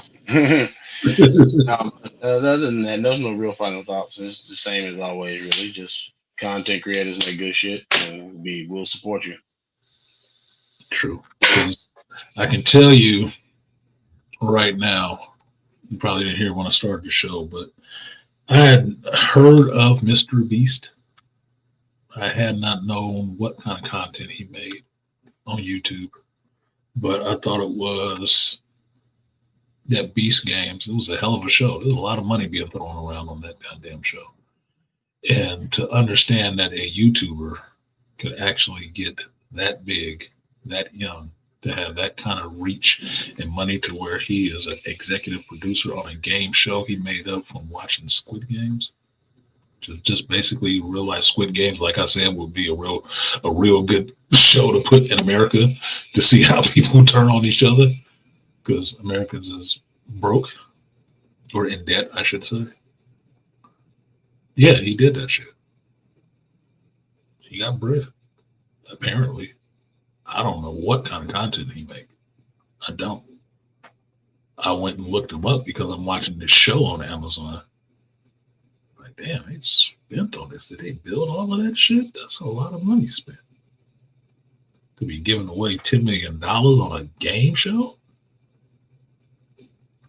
And the dude who won, it was a psych job. The Black Manosphere would love watching this final episode. If they wanted to delve into that shit about the psychology of black women trusting white folks and how well the white man knows the black women, even her tails. Oh my God. Oh my God. That motherfucker. You should watch it. You don't have to watch the whole thing because I fell asleep on most of it. Because it was late when I started watching. It was like after midnight when I started watching it. But when I woke up this morning, the shit was still playing. So I finished watching the last 2 episodes. In the last episode, he psyched her out. He knew her. I mean, that dude knew how she thought. He had her number. And the number was 10 million that he walked away with. Just knowing her. I'm like, bruh, I might not have liked the way this motherfucker was playing for the last couple of games because he was psyching these chicks out, using psychology on them. But that's exactly what made him win $10 million. And the money is sitting right there on the platform. That motherfucker ran up that shit like the Joker and slid down. You're like, God damn. 10 milli? Fuck. For a month worth of work? Not a bad deal. Fucking over, not even fucking over some people, just urging some people in one way to do certain things that got them fucked up anyway. So they left with nothing? Yuck. Was it worth it? Worth it. Imagine this. If you haven't seen the preview for the shit, for the Beast Games. Started with 1,000 people. Started with 1,000 people. Over the course of a month, it ended up to one person. And that one person won what the pot was initially $5 million. But on a coin flip, the pot got doubled. On a coin flip. That if you flip this, if it lands on what you call, you double the pot. If it doesn't, you take your ass home empty-handed. You out the game for good. Well, that boy Mr. Beast throwing money around. He do that shit all the time. I'm trying to find out who this fucking dude is. Was he rich? Is he somebody's rich kid? No, he got YouTube. YouTube. Him and another cat, Ninja. Them were the two cats that I always heard about floating around YouTube. They got solely rich off of YouTube early days. That's what I was thinking. He must be an early YouTuber. Yeah. Because I looked at his page while I was watching this last episode, and it said he had like 366 million followers. Like, who the fuck is this dude? And that's one channel. That's one channel. I'm like, he got like 5 of them, 5 or 10 of them. I'm like, who the hell is this dude? He looked like he about 30. What the fuck kind of content does he make? And all I see on there for at least 5 years back is him just giving away shit. Games and shit. I'm like, he was a gamer? What the fuck is going on? I'm doing shit really wrong. I'm doing something way wrong. I am doing way wrong. I am doing this shit ass backwards. Like, what the hell? I don't know. I really don't know. Because I looked at the shit like 804. Nigga, I got more videos than him. What the fuck? Like, holy shit, I just make shit content, apparently. Apparently. I'm not doing something y'all like. That motherfucker. I'm looking at this goofy dude like, what the fuck does he do? Are you really trying to understand this shit? But maybe I got too many, I'm looking in too many directions to get better. So I just narrow this shit down. Stop telling y'all personal stories. Don't take $5 contributions. I don't know what the fuck it is. But god damn, that motherfucker hit it. He hit a spot. And he up there giving away money. Because apparently, by the end of that show, the double up pot was $5 million of his money. I'm like, what? They got $5 million to give away? How? Like, I'm trying to figure this shit out because I've never watched one of his videos. I just vaguely know of him because they kept saying it's Mr. Beast. I'm like, I heard that on YouTube before. Is that a YouTuber? And then I'm looking at him. As goofy as he doesn't look like a regular. He came through Hollywood person. He looks like a regular dude. I say, yeah, he must be a YouTuber because a goofy looking dude like this wouldn't get through Hollywood. He got to be too manicured. He don't got the Ryan Seacrest look right now. Right? Yep. And then he got all these little goofy dudes with him. I said, these are his friends. It's like, this is a regular dude. How did he get all this money? He must be a YouTuber. Like, he got to be a YouTuber. And then somebody on the show said, yeah, well, I found you because of my kids. My kids watch you. I was like, little kids? Little 7-year-old watch this motherfucker? What does he do? What kind of content does he make? And that's why I looked. I'm like, and it's just giving away in games and shit. I'm like, what? Dude, when he paid the dude like I forget. I think $1 million to save 30 days to live inside a damn grocery store that was being torn down. And the dude had access to all of the stuff in the store because they was tearing down the store anyway.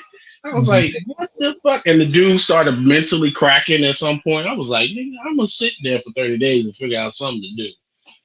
Man, I can tell you He's back and doubled the money like he always do. That's what he always is. He came back, he said, look, if you stay, we're gonna double the money.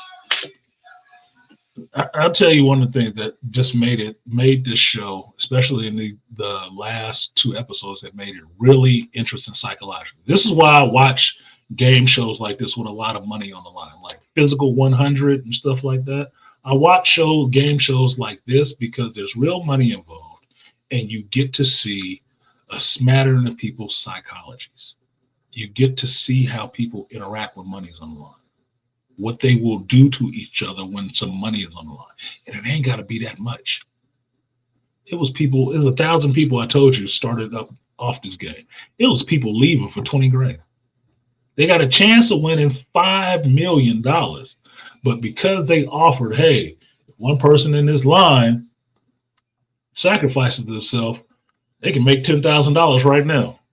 No, you don't like that shit? Okay, there's 20,000.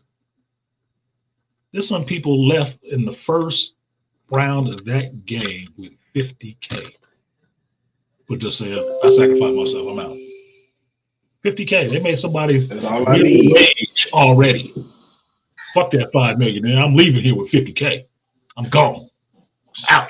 Like, yes, because everybody got a price, like the $1 Million Man has said many a time. Everybody got a price. There's people up there that turned down $1 million not to turn on their teammates. $1 million cash sitting in your face, nigga? You can see it? I'm going to do it. I'm not going to do that to my team. Like, shit. Fuck these white folks.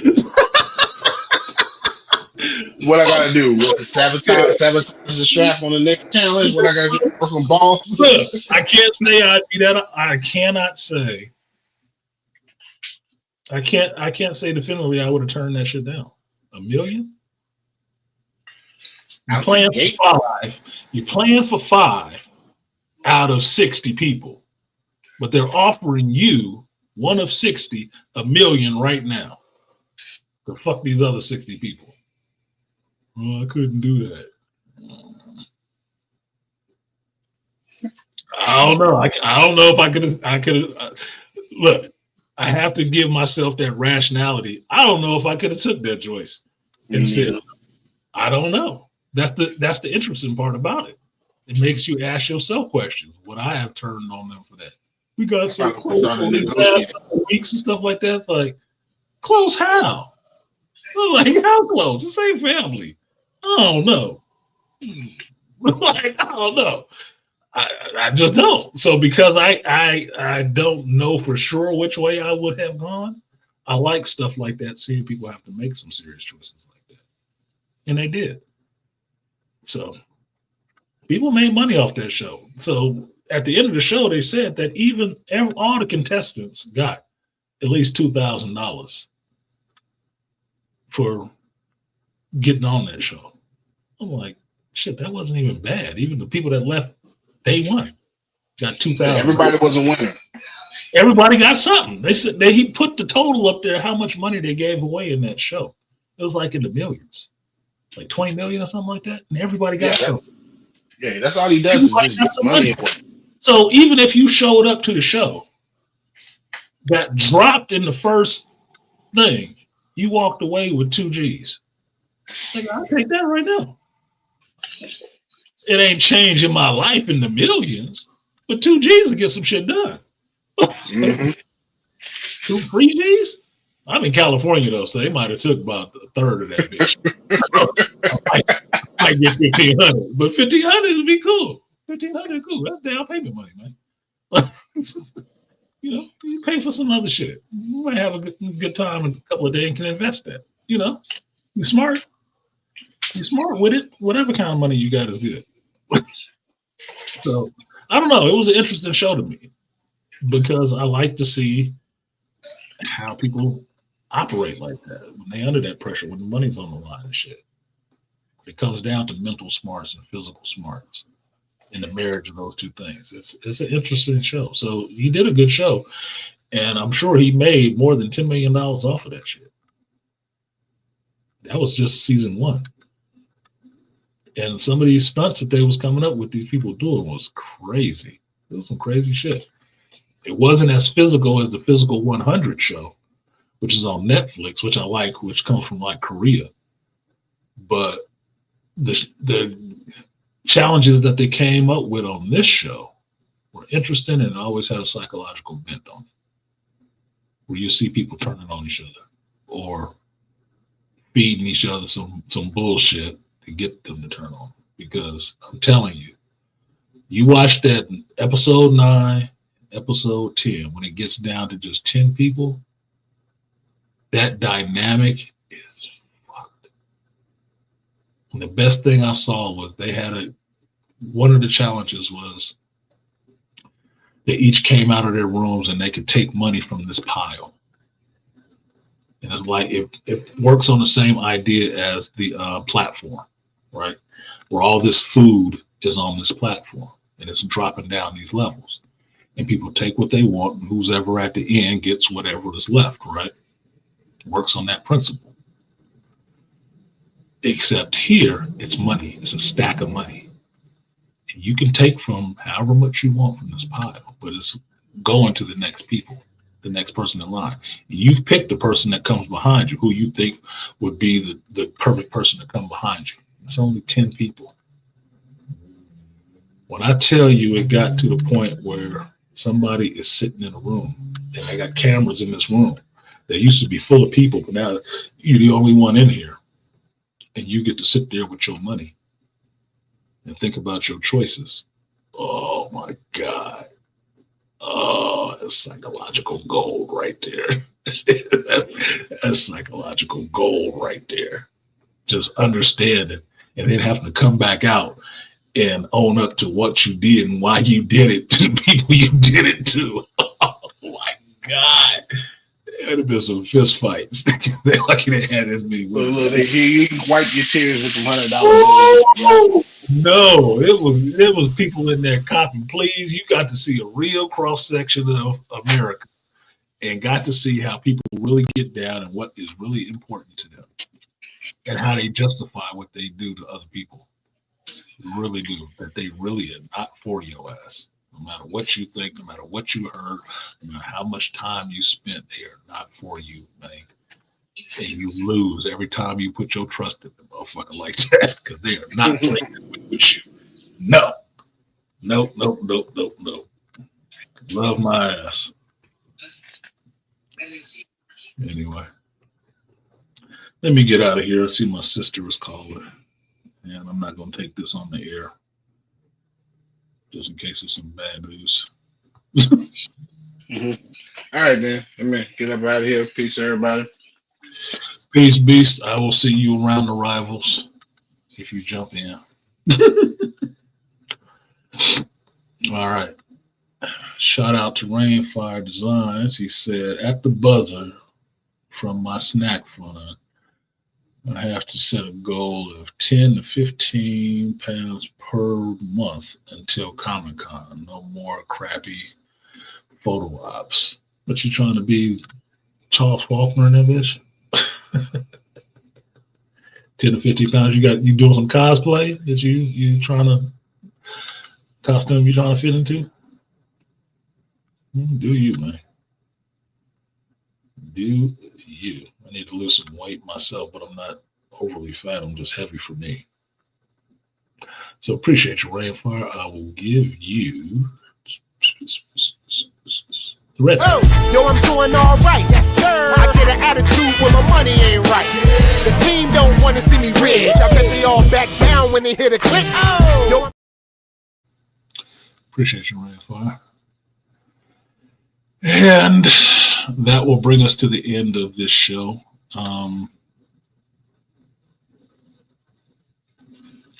Haven't watched Reacher yet, so I can't talk about it, Malika. So I'll talk about it next week when I have a chance to watch Reacher, because that's one of my shows I love on Amazon.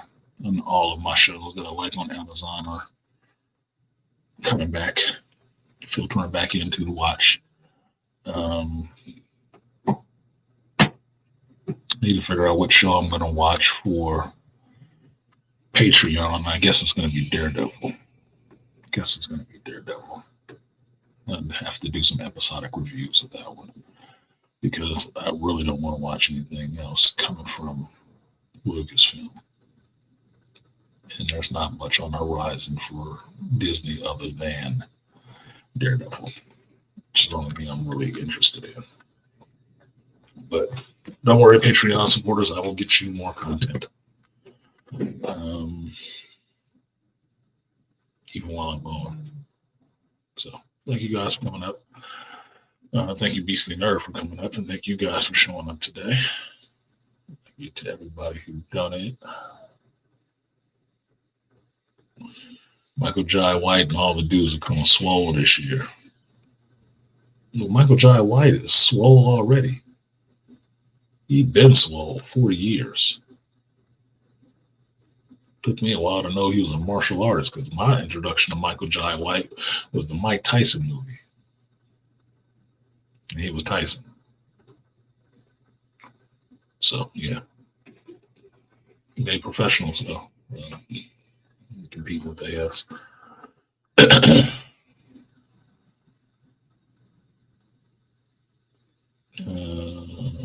If he watches Mr. Beast all the time. What up, Hitflix? Does he? I don't know what kind of content he does. I have to watch his content to see what he does. I don't understand why he's in that position to be on a game show like that. But he's an executive producer, so he produced that game show. It's his idea. Like, really? What does he do? I'm just curious. I'm curious to figure it out. People who find success, I'm always interested in hearing their stories of how they found success. Like most people look at Jeff Bezos like Dr. Evil or a Bond villain or some shit like that, or a weird dude. Like, yeah, he's a weird fucking dude, but he was a weird dude with an idea that turned into what it is right now. So I don't think he didn't deserve the money he earned. I don't. He was doing something that people was laughing at his ass for that looked ridiculous. You're not laughing no more. He's one of the richest men in the world. Still looking as unfortunate as he does. So that's a success story. That's something you should listen to instead of jeering him because he doesn't look like you would think and you don't like some of the moves he makes. You ain't supposed to like him. You know why? If you liked him, you would have been on board early. Like his first wife. But you weren't. So shut up. Don't be jealous. Sound like haters. So I don't hate Jeff Bezos. I don't hate Elon Musk. I don't doing shit to me. I'm just trying to figure out how to could the game work the same way for me? And what's my idea that I'm not capitalizing on? And that's it. Rainfire says he's not really giving it away. It's like any game show with prizes. That's the claimable business expense. Plus you get ad money. Of course. But where do you get the money from to even put it up as something you can give away? Right? Now, if Amazon was willing to do a show that looks like it cost a lot, construction terms, it cost a lot. If Amazon was willing to do a show with him, a game show with him, giving away that much money that it makes it into Guinness Books of World Records and shit like that, then they paid him. They paid him some money, and it wasn't a couple $1,000s. If you understand people that put on tights and boots and go out at WrestleMania and wrestle can make $1 million or more for a match. Don't think this little skinny motherfucker sitting up here with his friends doing a game show is not getting paid millions of dollars. Don't think that. No. That's a television contract. With some money spent. And mind you, this show doesn't look that much different than a Fear Factor or something like that. Right? A lot of cameras, a lot of handheld cameras, a lot of cameramen, a lot of security and stuff. There's a lot of stuff going on in this that costs money. Money was spent on this. A lot of serious money was spent on this. It might not all came out of his pocket. It might have came out of Amazon's, but they spent money on this. So he is getting paid some money. And I'm not talking about thousands, hundreds of thousands, the shit they're giving away. Mm-mm. The shit they're giving away, they can afford to because they're making more than that on it. So, I don't know. He's making something ridiculous. Besides the fact I looked at some of the videos and saw the ring he gave his girlfriend. God damn, that looked like about 4-5 carats. But she don't do that shit. She in for half of all this now. God damn it. Anyway. Appreciate your rainfire. So that's the show. I'm going to get out of here now. This has been the Hero's Journey. I do this every Sunday, 11 a.m. until I stop, where we talk about geekdom, life, and everything in between. I'm artisanmc, and if you bear with me, you'll see the end of this. Oh, and I didn't let y'all know that this was the last stream for the year. This today marks a year.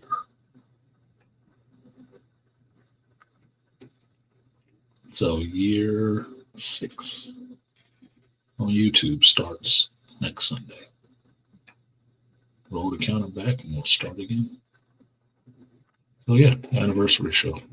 I didn't promote it like that, but if you're paying attention, you know. It's in the title, 5252. So I will see you in the 6th year. And bear with me for the outro because I haven't fixed it yet.